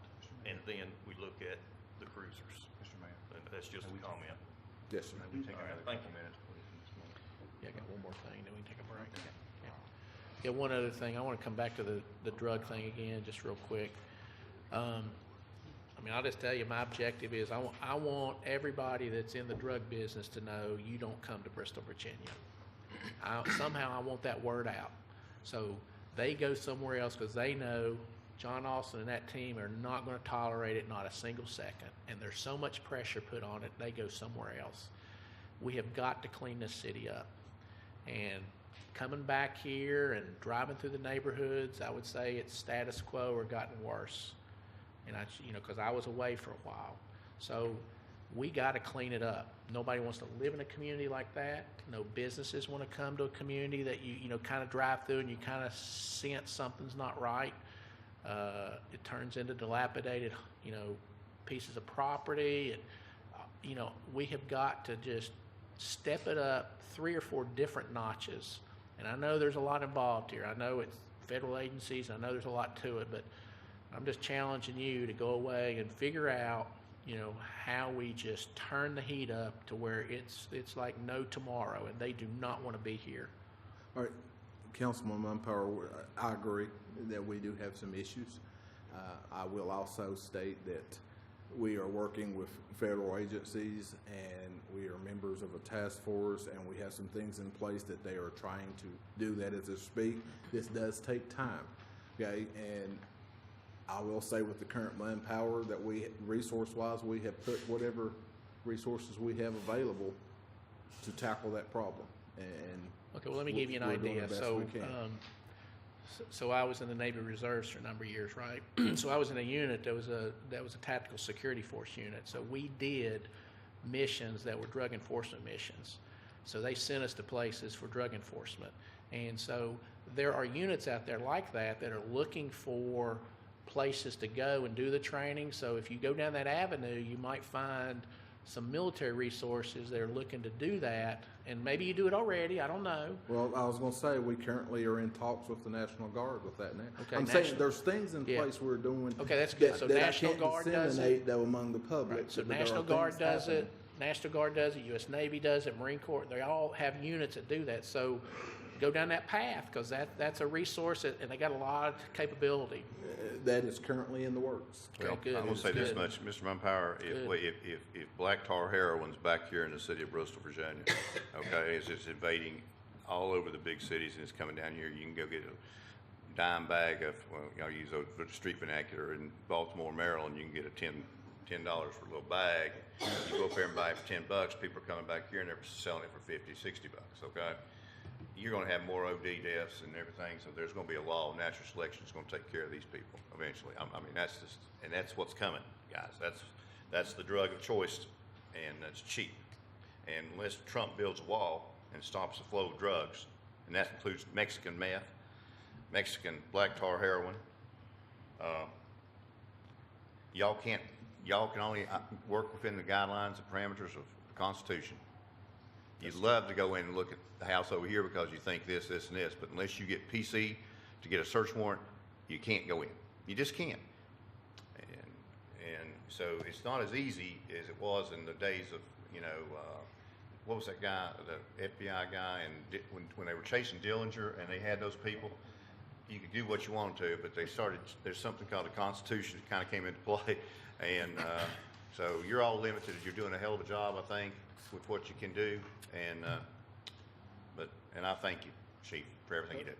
Well, I think by dividing the people up in the city with the program Major Kerrigan is getting started, will have a tremendous effect on what you're talking about, and it will have a tremendous effect on the quality of life issues in the city. Some of those people ain't gonna come to the door. I don't care who Well, knocks. from a budgetary standpoint, I mean, that's the kind of thing that you got to really think about, because if you need more resources to put into the budget to do the drug enforcement and clean the city up, the long-term effect of that is going to actually be positive from a financial standpoint, because you've got people that don't want to buy homes or don't want to put businesses because of that drug-infested, neighborhood we've got, and it changes the whole city, right, long-term. But you can't look at it myopically short-term if it costs you, some money to put more people out there to clean it up, but it's going to pay for itself long-term. And so if you feel like that's needed, that's the kind of stuff we need to talk about, either in this budget or the one coming up next year, because we want to wake up 5 years being better financially, and it could affect us positively if we do that. I would just add, you mentioned property maintenance, and with this budget, to remind you, the property maintenance inspector's retiring, and we are going to absorb those duties into the building inspectors. Can they handle those duties? Absolutely. Can they expand what's currently being done? No, they cannot, because they already have their building inspection duties. And so that's something for you all to consider, that if that's a targeted area where you want us to do more than we've been doing, then that's something we need to address with the budget.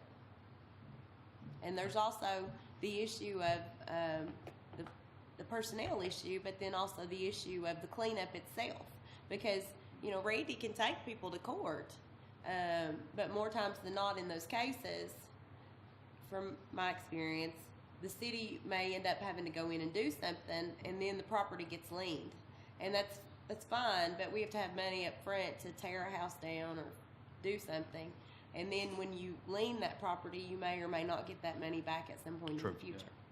And that was my comment, is beyond what you're doing, just on the policing side, there's other aspects of this that have implication, and a lot of that, I can't speak for the rest of the council, but I'm sure they hear that as well. Members in the community talking about and they'll point out some very specific properties that I think there's other ways that could help the police do better, but those are outside of the police departments. Well, I think the Fair beauty of having everybody assigned a district lets them, they're familiar with the neighborhood, so if something does change or there's a different set of crowds gathering around, the same guy is gonna be there day after day, so he's gonna obviously notice it right away, whereas if you've got random police going around, they see something, they don't know if that's unusual or not, but by having a district, they get to know their district, and they can then spot changes that an ordinary drive-by wouldn't pin out, so I think that's a great idea. And the big indirect effect is, you know, if you have a neighborhood that's got those situations where they're drug-infested places, it drives property values down.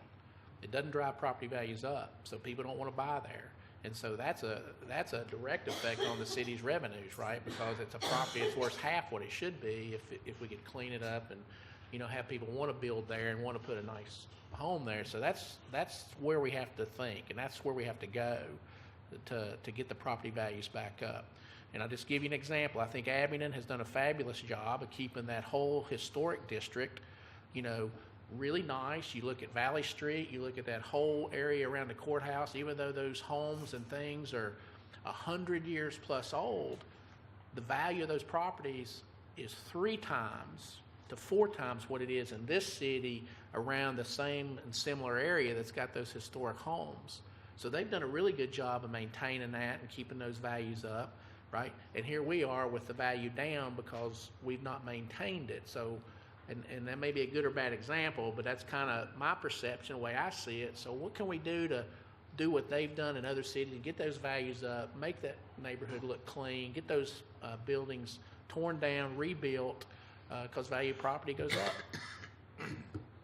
Yeah, we own a lot of houses we'd love to tear down, we don't have any money to do it. Plus, if they're really old, they got asbestos issues, which really increases the cost. And it's a evil circle. You said we own a lot of houses. No, I said we own, or we have a lot of houses that need to be torn down that we don't have the money to do. And it's with asbestos being thrown into the pot, that makes it even more difficult when you got to get the white suits. Well, but John has a big play in this. If he does a really good job of putting the pressure on these neighborhoods to clean these neighborhoods up, then you'll get private investors that'll want to come in and buy that at a low market value and rehab it and build something new, and then all of a sudden the neighborhood becomes vital again. That's what you want to drive. Yeah, I mean, everything in the city's connected, obviously. That's what works well with one area is going to help the other areas, and that's a good synergy. I agree. All I'm gonna say is give me the resources I need to do that, and we'll take care of it. Get the other half in jail. You tell us what you need specifically to do these things that we're asking that's maybe different if you don't feel like you've got them, and then you make sure Tabitha knows about it. And it comes to this: I need this, and if I get that, here's the outcome you'll see. And as long as that dot's connected, you know, we get it, and we'll all work together, and you'll go do your thing, and we'll understand where the money's being spent, right? But All right. Thank you, Chief. Appreciate it. Yeah. Thank you. We'll go ahead and take a very brief recess here, and then we do need to get back and move quickly through the next 2 items. So. A joint operation, that's kind of funny. Because we have operations and we have programming. Michael Main's here with the the operations piece of it. Danny Hill's out of town with the senior show choir, so Val Duvall's here for him. And with that, I'll shut up and turn it over to Michael, I guess. Mr. Mayor, members of council,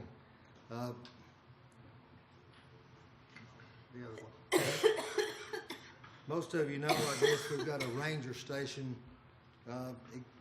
existing now in the park that's just beyond the wetlands, and it controls the traffic and in and out of the campground, also in and out of the picnic area. It's generally manned during the day and up into the evenings. The ranger collects the car fares for the picnic area and so forth. What we're proposing to do is moving this contact point to this other location. which is out near the front of the park. As you can see there, the ball field's on your left. There's a small parking lot that was built by W&L when we expanded this entrance going in. We're talking about locating a ranger station here and installing pay gates similar to those gates that are in parking facilities, car washes, so forth, that'll accept credit card, debit, cash, even a magnetic scan for free passes, or not necessarily free passes for those, for instance, in the advocacy center, people that work in and out of that area would have to come in and out. But the station would need to be manned during the heavy traffic events such as ball tournaments and so forth, soccer games, just different venues with heavy traffic. We've discussed $1 a day for a car for rate. Bristol, Tennessee charges $2 right now. We've also discussed resident, non-resident rates, yearly passes, and so forth. Cost of the gate, if it's similar to the one Bristol, Tennessee put up at Steels Creek Park, is somewhere in the neighborhood of $19,000. That's installed. We would probably cut those costs by installing it ourselves. We would build our own ranger station in-house. Expected revenue, yearly revenue from this would be somewhere between $35,000 and $50,000. So our initial cost would be more than paid for during the first year.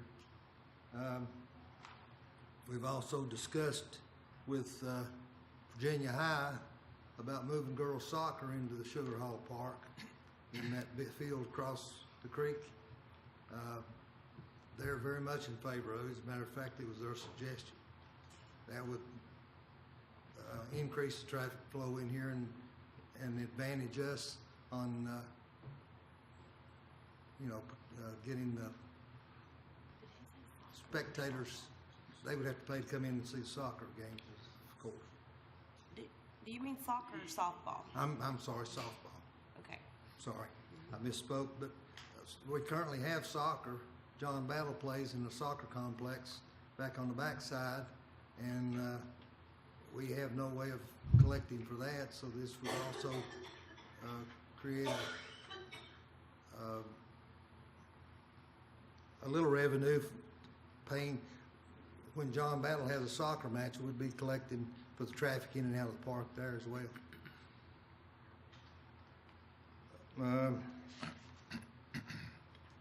Bristol, Tennessee reported revenues last year of $80,000 plus on Steels Creek Park when they initiated theirs. That's at $2 a head. We've also talked about the possibility of a remote monitored entrance. If the ranger station could not be manned, we could possibly at least get people in and out with passes from the house at Sugar Hollow through a camera and a remote wireless switch. It's pretty simple, but that's where we're at. So that's you're finished? I'm ready for Okay, questions. 2 or 3 questions. So if I understand, what you're going to be doing is charging at a minimum $1 per car. Is that basically what you're That doing? $1 a car has been discussed, and possibly $2 for non-residents. Okay, and that is to view softball games and park there and watch softball as That's well for as the soccer? entire use of the park, with the exception of the playground out front. That road veers off, and the playgrounds would be free parking. So this 35 to 50 is counting the traffic coming in, not counting how much you pay for, people are paying for camper sites and so forth and so on, which is separate. Is that Right. Okay. Now, let me ask you, this softball complex, does it have a concession stand? There's a concession stand on the front 2 fields. Yes, the answer is yes. It Okay. probably needs some enhancement. Is it leased out by the city to someone, or? Okay. Washington County does all the things down for the concession stand. I beg your pardon, They take care of the concession stand. Okay, but what, help me, Sugar Hollow is in the city of Bristol. Yes. Well, what is Washington County doing with our concession stand? But they are using it so that they will have the money in order to play football with us, because we interleague with them and we both play on the soccer field. Val, let me clarify, because I want to make sure I understand. Okay.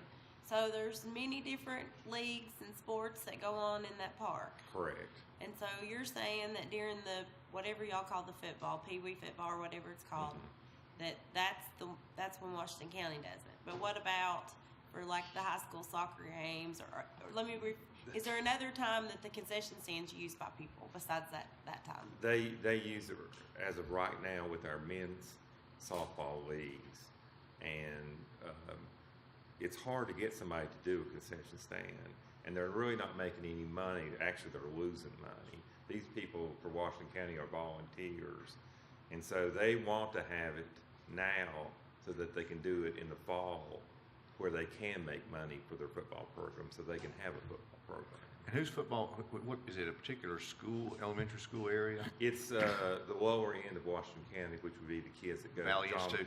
Valley Institute and High Point. Okay, well, so one's the lower end, I call Valley Institute the lower end, I wouldn't Well, necessarily High call Point's High considered- Point the lower end. Anything that goes to John Battle or Wallace would be considered the lower end of Washington Okay, County. Washington County, yeah, okay, Correct. gotcha, okay. Let me ask you something, what I was wondering if you guys could, think about this, is there a way that concession could be expanded, or a concession put up into the, area where you have, the campers? Is there any room up there for something like that? Because it would seem to me that if that were maintained somehow, some way by the city of Bristol, Virginia, and how much, I don't know what kind of cost it would take to entail in there, but I think you're pretty full in the summertime, and it seems like that there might be some money to be made from offering some sort of concessions, hamburgers, hot dogs to the campers. I mean, maybe I'm imagining that, but I can see that people would want to stay close to their, you know, they may not like their wife's cooking all the time, so let's go get a hamburger or a hot dog or something, you know, and try something different, or, you know, I mean, is that something, I mean, is that? Go ahead. No, go Councilman ahead. Fleener, there's really not that many people that are camping during the week or on weekends that Okay. would amount to where you would need a concession stand. Really? No, and the people who do come, they bring their food. Campers, you know, they bring their food. Yeah. I'll give you one of my outside the box ideas, and I'm not a department head, right? I'm the city manager, but still, we have a house at Sugar Hollow that houses the Parks and Rec staff of 3 people. And I understand why the city at the time bought the house, and you know, and it's in the park, so it's not like we could turn around and sell it to a person as a residence. But there's some space in the senior center where we could move the offices to the senior center. And then we could do an RFP on that house, because I have thought, Councilman Fleener, somebody might want to do a little cafe up there. They might want to sell a few sporting good things there in the park. But again, that's something. Be a great location for our own convention and tourist bureau potentially. I mean, if we end up cutting that off from what we've done in the past, and budget didn't allow it, that would be a heck of a location for something along those lines, possibly. And if you walk over, there's, you know, a nice restaurant, I think, in Bristol, Tennessee, that used to be what's J. Frank's, maybe, is that what it's called now?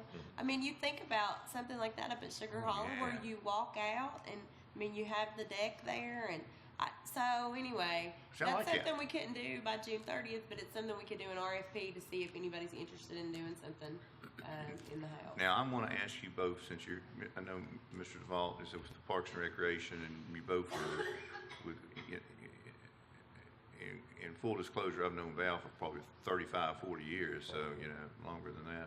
I consider Val a friend, but, and this is not Doug Fleener's idea. This is actually something that Kevin Wingard had brought up to me and mentioned to me, that and this is not a Sugar Hollow deal, this is more of a Clear Creek deal.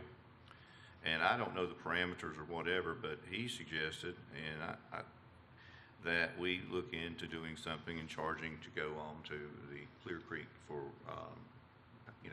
fishing, et cetera, et cetera. I mean, maybe rent boats, paddle boats, whatever up there. And I think that's a brilliant idea. I just don't know if there's any issues with TVA that would preclude us, but if there's issues with TVA which would preclude us from doing something since it belongs to us, I don't know how in the world people can just voluntarily go out there and assume they can go out there on this lake. And I personally believe that people need to have fishing licenses also, because they're fishing in there perhaps without a license. And I think that we can charge $5 per person to go out, even rent a few boats of our own, and like they did at Stills Creek. And it's not going to generate a lot of revenue, but if we put a little concession stand around there also, I think it would potentially make some more money. What's the issue that we couldn't do something like that, or have y'all thought about that, or do you know? I mean, that is something that's possible. We have designated fishing areas at this time.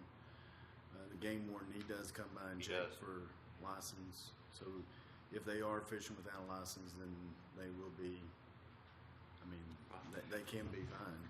Well, I think that there is, and I would assume that the city owns those pull-offs parking areas. I don't know that to be a fact, but, and I know where the little, it's going from number 7 to number 8, Casey's where I'm talking about. And I know they have that fishing, I'd call it a pier, or whatever you want to call it, and something, and of course that is wetlands in there. I don't know how that plays, because I've been through there and it's muddier than you know what. But if there was some way we could build that up and put a little station in that end, and then maybe a little check-in place at the other end somehow, I think we can make that something and let people know, hey, we're renting out boats, we're doing this, we're doing that, we've got a little concession here. I think it could be General discussion. I guess that'll The say. wetland area, it's all controlled by the EPA, okay. environmental. But that's what I do. Well, I was just gonna say, we do need to wrap up here. Oh, I'm sorry. Kind of keep this, I mean, if we want to bring Casey back and talk about the golf course and stuff, we can do that. And I'd in like a larger discussion. But I think the short answer is yes, we can look at that. Yes. Right. Yeah, That's I mean, what I I'm, appreciate okay. the idea. I mean, it was Mr. Wingard's idea, and I did tweak it a little bit now, but I gave you credit before I took it. That's fine. Did I not? I Did don't need the credit, we just need the revenue. Amen, amen. But I think if we work, The concession's already there. Casey's got a fine little restaurant. Yeah. you need to tell people. You need to let people know they're out there doing that and stuff like that. But if we do this, and maybe, you know what, we can have a little, one of those golf carts, and people come up there and they do this, and they want to come and have lunch. Somebody can either bring it to them and they can take it back out in the boat, just call, or this goes back, I'm giving Fred Bowman part of the credit for this. Now, you know how desperate I'm getting for things like this, but, I'm saying, you can call it in, you all bring a burger to the people, but, I don't think buying boats or paddle boats is gonna cost us that much money or something like that, and putting a little place up there wouldn't cost that much. It's definitely something we look into. EMT liability than the drowning liability. I want to ask a couple things on the location here. So if I see this right, you come off of Lee Highway, so that sits right there at the first softball field, right? So you're going to be manning and building a little station right there. So you're going to be charging people at that point of entry, right? Right. And that's before they get back to that parking lot you see, right? Right. So anybody coming to the soccer events or the school events would have to then pay to get through there to That's park right. back there? Not the participants, only the spectators. So how are you going to distinguish between a participant and a non-participant? Well, all the details haven't been worked out, but there are, we expect to have a magnetic pass, such like a credit card, that would allow entrance, so the members of the ball teams, the coaching staff could get in, or if it's a man station during a sporting event, they cannot. What about be the identified as a- parents? What about the parents that are coming to watch their kid play soccer, or They'll pay the $1. so they pay the $1 in addition to there's a ticket that they have to pay too to I'm come sure watch? there was a. That's the current proposal. That's the So the proposal. player gets in because he's playing, but if he brings his wife and, or whatever, and 2 kids, they pay $3. No, they pay $1 if they're in the Just same per vehicle. car. Per vehicle. If they came in a different vehicle. Okay, so then when you think about everywhere in the city that we have school sporting events, right? You got the football field. We don't charge to come into those parking lots. You got the baseball field. You don't charge to park there, but you have to pay to get into the event. Right. So now all of a sudden, in this proposal, you're going to be treating the folks who playing soccer a little different. So now they got to pay. Not only soccer, but we hope this will attract these area softball tournaments and also the girls Okay. softball for the high school. But you see the dilemma. I'm trying to ask the question. The dilemma is this. So you're sitting here and you got these parents, and the soccer parents are going to say, why is it we're having to pay to go in and watch our child's event and park back there when the football team parents don't have to do that? So you see, we're not consistent, right? And that's going to be a problem. I can see people raising a serious question about that. Now, you could solve that by just where you place it. When if you're trying to just get revenue from the people using the campground, No, we're trying to get Already got revenue a gate for that. from these sporting so events you already have as a well. gate for that because that one's further back. In years, and again, it's locality comparison. Looking at this park, which is wonderful and is used by more than city residents, and trying to capture some revenue. In addition, as Mr. Rain mentioned, the fact that Washington County schools are also using the park for their athletic events. So the intent here is to capture revenue. Now, having said that, if you all want us to not put the gate in, we can certainly do that. If you want us to say for Virginia High events, there's no charge, we can do that. If you want to say all school events, there's no charge. But if you start moving it back past that parking lot, you don't capture the people who are coming there to go to the dog park, to walk in the park, to play disc golf. And so that was the intent, was to capture some of that revenue. Okay, so you see my dilemma though. How do you solve that dilemma of why all of a sudden is the soccer parents having to pay to go in there where the soccer field is and the football parents don't? Well, is there a charge? Go to the football game. I don't now. think they charge to go to a soccer Yes, event. they do. Yeah, Yes, they they do. do. They So they do? charge an Yes, they do. admission? Yes, When did they that do. start? It's a Virginia High School League. They for all those events they charge. I owe some money to somebody because I just go park and go in and watch the game. What they don't do right now is charge for girls softball because it's played at Highland View. And if we move them up here, they'll be able to do that as well. So there'll be increased revenue for schools too. I'm still trying to figure out why we let Washington County run the concession stand. Well, I think it's a good idea. Well, it's been I'm still trying to figure out why we maintain the field for John Battle, but Well, that's another issue is I don't mind doing it, it's great, but it seemed like we ought to get some kind of payment for that because the citizens of Bristol are paying for it, not John Battle or it's Washington County. Well, if you What follow are they giving us? If I followed up what Mr. DeVault was saying is, realistically, they don't make any money, they're actually losing money. And, I agree, to a certain extent that we don't need to be funding. I mean, obviously, we take people from Bristol, Virginia right now, Mr. Hubbard, into Walmart at exit 7, and they get all the sales tax revenue out of that. But our city buses, which we're paying for, are going out of the way to do that. So, realistically, it's just another, I'd like to see if we could make some money out of that, Mr. Vault, and it come to the city of Bristol or be leased out to someone. That makes sense. But second to that, if it's not feasible, then I don't mind little kids, organizations, wherever it comes from, getting the benefit of it, especially since it's volunteer.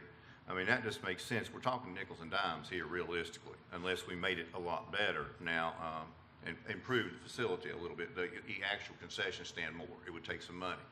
But the other side of the coin is I don't know why we are maintaining neighboring school districts' sports facilities, okay? I don't get that unless there's compensation to the city because in a lot of ways, Washington County has gotten the best of Bristol, Virginia every time.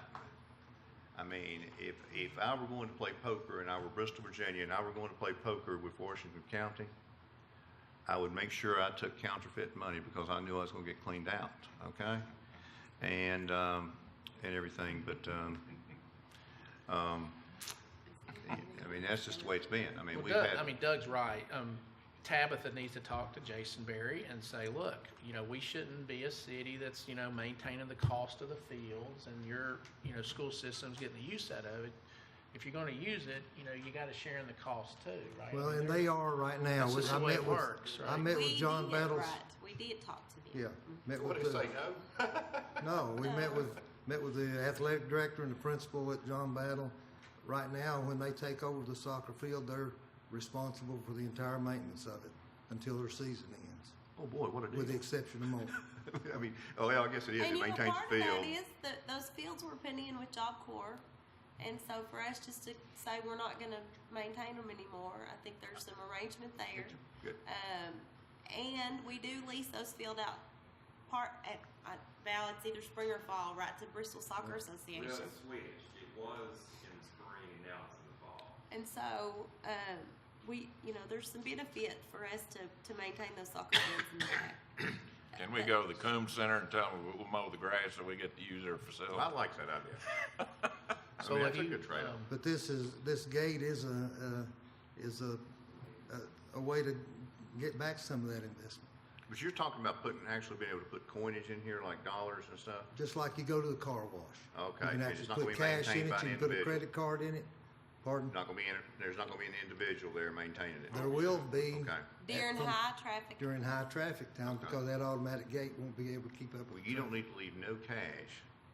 Nobody needs to leave any cash up there when it gets dark, Sure. okay? I mean, so what's the traffic count? Do we know what the traffic count is past that point on these big events that have occurred up there? We know Jay did a traffic count on an average weekend, and it was much higher than we anticipated. It was around. We can count that. It was around. I think it's around 3,500. If there was 3,500 one day, maybe as high as 7,000 one day. But we thought that was an event going on that day. And Jay's looking at me like you've got the number wrong. Okay. So what was the traffic count you think again? He's got. Hold on, I'll tell you right now. Danny had given it to me. It was 1,000. 1,000 per week. per week? Yeah. That was, But the week that he did it, we had a tournament that weekend, a girls softball tournament. So it was kind of exaggerated. Clearly, we need to get some more data. We need to get some traffic counts, refresh traffic. Well, I mean, if traffic counts down low, and we're talking about the winter, for people's fitness, if they want to go out there, we ought to have this go for X time period and so forth. It doesn't need to be necessarily a year-round thing. I think Stills Creek used to be, there was no entry fee, or no entrance cost at a certain point of the year, because maybe people didn't, they'd come down and look at the trees or something, and walk around. Well, if they're coming to walk, the front playground lot, there's 42 spaces there. Okay, okay. They That's can plenty of come in. spaces then. That's They plenty can of come in and park there and they can walk all they want to. and the gate the what do you call the shack in the back is currently manned. Shack So in the there back. is a ranger right now Or the source of all the who is drugs. in that whatever.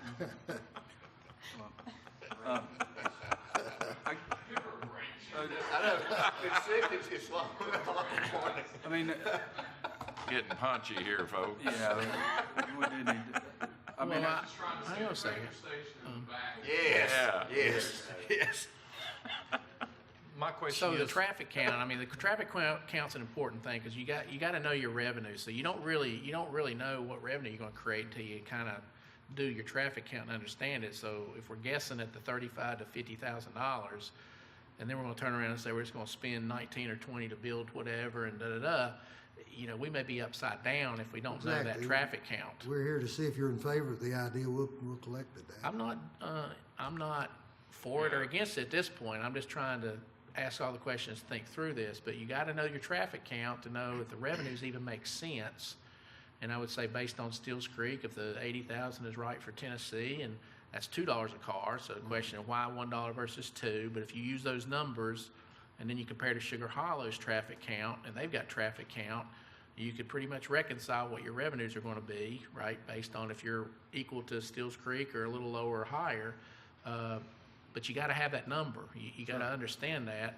And the other concern I got is you can imagine when there's a big event there, like the softball fields are full up and maybe the soccer's going on at the same time, and understanding that max traffic count. I mean, look how close that is to Lee Highway. I mean, when I'm at the airport and I get out of my car and everybody's trying to get out through that automatic pay gate at the same time, and there's only about 40 or 50 of us, I mean, the line is, about 8 minutes deep, back in the parking lot, waiting for everything to transact. Put it in right up here in front of the parking lot, just before you get to it, or is this got some kind of space? Well, there's some it narrows up there. But And the land drops off. Well, you're gonna have them go through one at a time anyway, so narrow. well, that's why we're saying But- it'll have to be manned during high traffic counts. The automatic gate won't be able to keep up. Well, even a person. And also, you have campers coming in, and so one of the reasons we put it there is because you have that wider paved area. So the camper comes in, you take them on through, you're dealing with people, and then you're able to not block the traffic up with the large camper. Well, I just say the traffic count and the time it takes to process somebody through an automatic pay gate or a person sitting there, the airport already knows how much time that takes.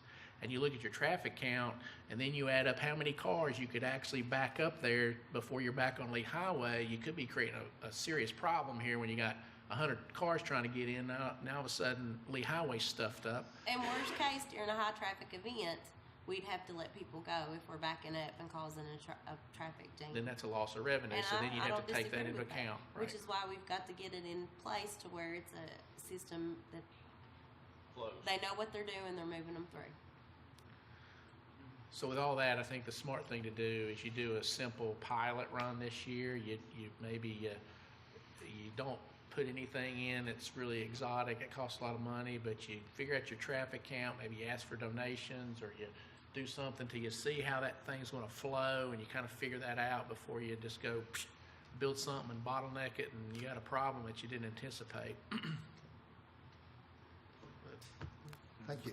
Do you have any That's questions? one of you. I mean, is I don't know if everybody else consensus? feels that way, but Is I there mean, that's. consensus on that? Well, to me, the major expense is gonna be the machine to take the credit cards and the money. That's gonna be the major expense. I mean, city employees can build a little house there, to take the money for just a minimum cost. But my question is this gonna be in the center of the road? Or are you It'll have to putting be this in the center of the In the center road. of the road, so you're gonna have to, We may have to expand the road area there. okay, so we will have to widen a little bit for the Probably, campers yes. to come and go.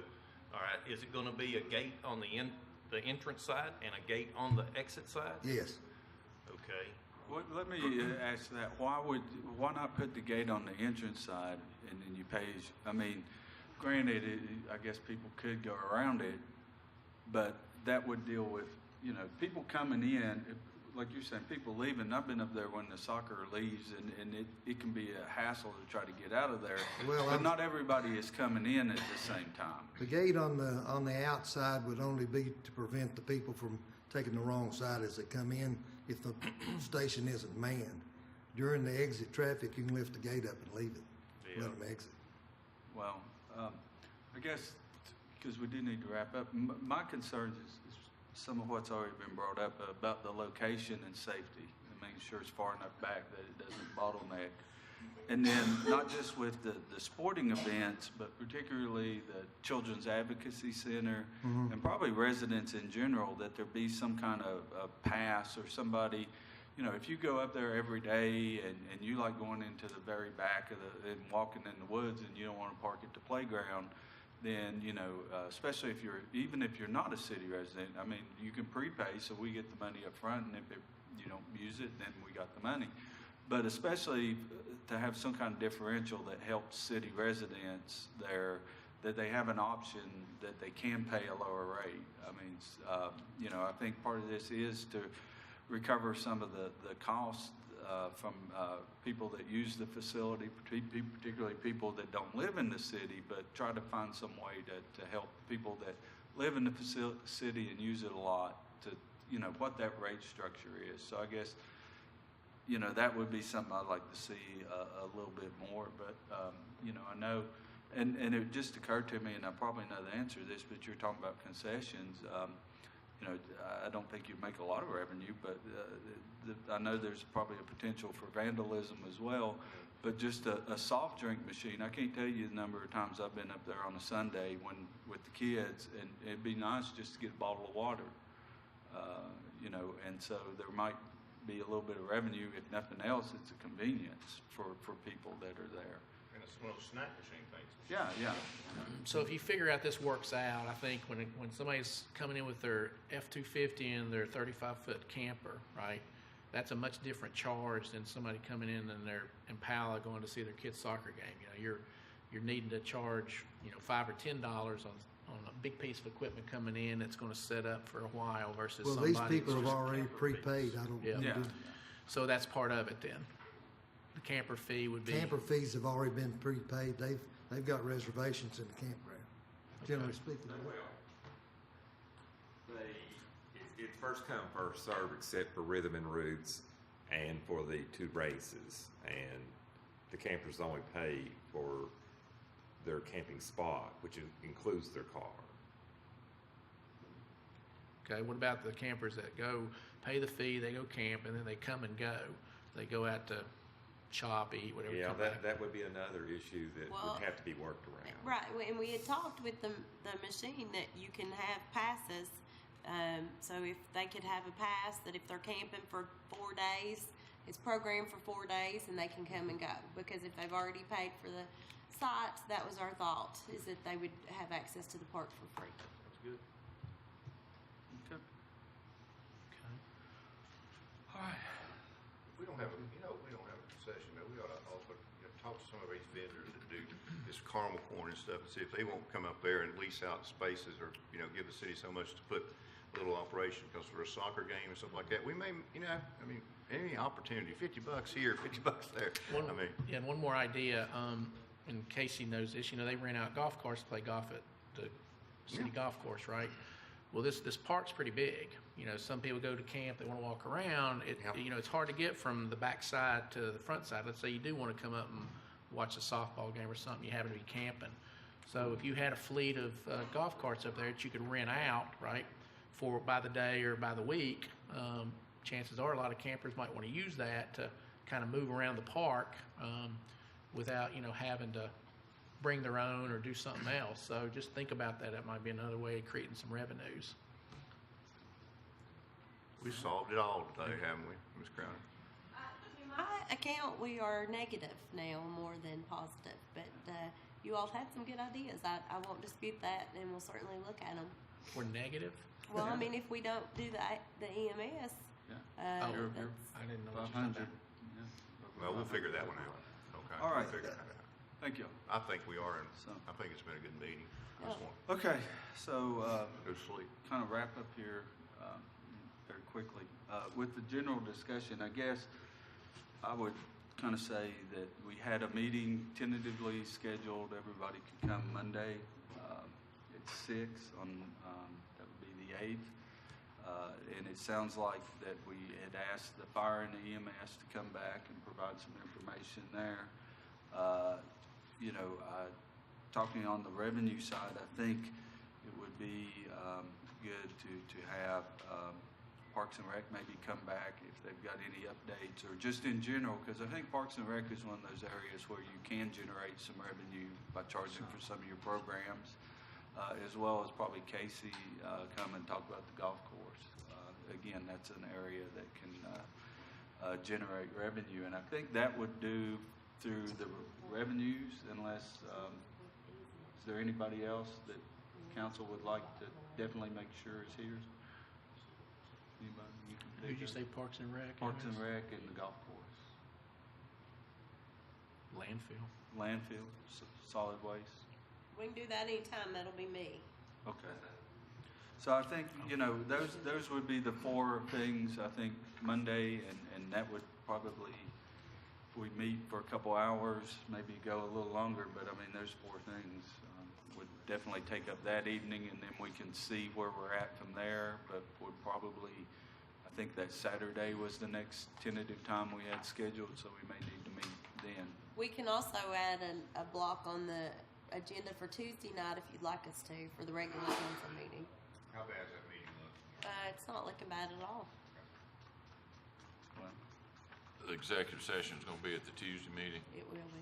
Because realistically, I don't want to see these guys too much every week. I mean, this, this is the third time this week, and, I'm offended. that was actually, Well, I think my general discussion comments are this. We went through a lot in the last 48 hours, right? We went from one extreme to the other. But that doesn't change the way we should be looking at this. So I think even though Tuesday night happened, every department head needs to still go back and look at these line items and have their red pen in their hand and go, you know what? I don't need that. Take it out. We have to be nervous about this, right? So and I'm not saying the city manager's not telling them that, but I'm telling everybody again, that's what we got to have. So you got to really look at this from a standpoint of no travel, no overtime, minimum to no capital, a hiring freeze. We have to be extreme about how we look at this, right? Because every dollar counts going forward. And nobody likes to do that, but you got to look at your must-haves versus your like-to-haves. And so these department heads need to come back and go, that's my number. I have looked at it. That's what I have to do the city service we're required to do, and I can't cut any more. And that's what council needs to see. And then obviously the revenue number has to come in that's verified and certified so we know what we're dealing with on the top line. And then we should be able to say whether we're going to allow those costs to line up with those revenues or whether we're going to have some more detailed discussions about additional cost items depending on how it comes out. Because we do have a deficit of $500,000 or whatever we talked about potentially because of what we've talked about on the EMS side. So we better be prepared probably to figure on a $500,000. I'd be very surprised if that's going to be done this year, Ms. Crowder. That's my opinion. And everything's, we're short 500, and that's as we go. Well, we're short more than that because we ain't even started talking about the cost of refinancing these bonds, and we're not going to be able to do that setting aside money in 1 year. This is going to be annually setting money aside to refinance all this debt. I had the CFO pull the numbers on the previous $6 million that we borrowed 9 months ago, or whatever timeline that was. That $6 million cost this city $144,000 just to borrow that money. And so we have to start setting some money aside to deal with our debt because the days of borrowing money to borrow money has got to stop. We're getting too far behind. And that's what, and again, we can discuss that in more detail, but, that's the idea of, one, building up the reserve account, and as the proceeds come in from the falls, making sure they don't get put into this reoccurring operational thing, and there's a timing issue there as well. But, the cost of borrowing, that anytime you refinance, that's built in, and I don't know how much more. There's a certain cost that whether you borrow $100,000 or $100 million, you're going to have a certain cost because you're going to have to get people to look at it. So some of that's a fixed cost. Some of it may be, the more you borrow, it may go up a little more, but a lot of that's just a fixed cost. I understand that, but it's still an expenditure that has to be dealt with. But usually it's capitalized into what you borrow, and it's not an operational cost. Still boils down to, it's always good to be able to pay cash, but when you don't have it and you gotta have something, you have no choice but to go this route. It's not a And we all matter need of to wanting be thinking about different ways to create more revenue, and it's already been mentioned, about renting boats at Steels Creek. Maybe that's an option, paddle boats, canoes, kayaks, whatever the case may be. Also, another thing, we all need to be thinking about stuff that's right before our eyes that we're missing an opportunity to make money on. I had the city transit bus go by me the other day, 5 windows on each side, big, nice size windows. And today we have the technology to have window wraps it's total advertisement on the outside, but from the inside looking in, you don't even know they're there. You think it's a sun wrap on the window, which then they're already darkened windows. But maybe, all the buses that we have, each one of them has 10 panels of advertisement that if companies wanted to advertise on, we need to look at that. We're already getting some money. I'm assuming we get money from the state for the lottery. You see a lottery decal on them every now and then. We do, and we can look at that. You know, the one thing is that money comes off the top. So for all the advertising we get, it comes off the top, and so it's not at the end. And we can talk, I know the mayor's trying to wrap up, so we can talk about that in more detail. But, you know, we have federal money and state money, and so the advertising can't supplant the local money. It comes off the top before the federal and the state. I'm not talking about us paying for advertisement. I'm talking about letting other companies I advertise on understand. our buses. In other words, But I'm any money saying- we would get from that, they reduce the The state or federal and state federal share money. gets reduced by that Okay. amount, is what But I'm saying. still, we're making money. Okay. No? No, No, we'd be losing money in that case. We'd be losing money? We would break it even. Well, from the city's point of Every view, dollar you break even, put, but they take the yeah. dollar away. Okay. It would take the, If the person's advertising, they're making a fortune. I mean, they're basically getting tax break and everything. It's set up like welfare, they don't want you to get off, but if you get a job, they're gonna take every dollar you make away from your welfare check. Okay, And well, it was two, just a thought. Wait a minute. Just to remind you all, you know, we do have $1 million built in toward the reserve of cash, you know, to go, That's part of our cash buildup But plan. the next meeting, we do need to see an other revenue list. What are the other things that we have talked about that could generate more revenues for next year's budget? So, so go ahead and start listing those out. We mentioned Sure. a few last meeting, a meeting before, and some ideas, and let's start seeing what that is. Selling of land and assets and buildings, and what all those numbers mean, so we can see that. All right, one more comment, and then I'll be done. The budget that you give us, the proposal you had that brought us back to zero last time we met, we didn't really have any discussion on that, but the revenues that was projected as the loss, the 4.1 total, was that for the whole physical year, or did you stop at that date because we're still losing money on the revenue side on our mills and everything else? And you presented that budget, was this whole entire quarter up until the new budget taking in account on that? what that number, that 4.1 million number, was the comparison of the draft budget to last year's budget. When we put together the draft budget, we have projected based on historical data.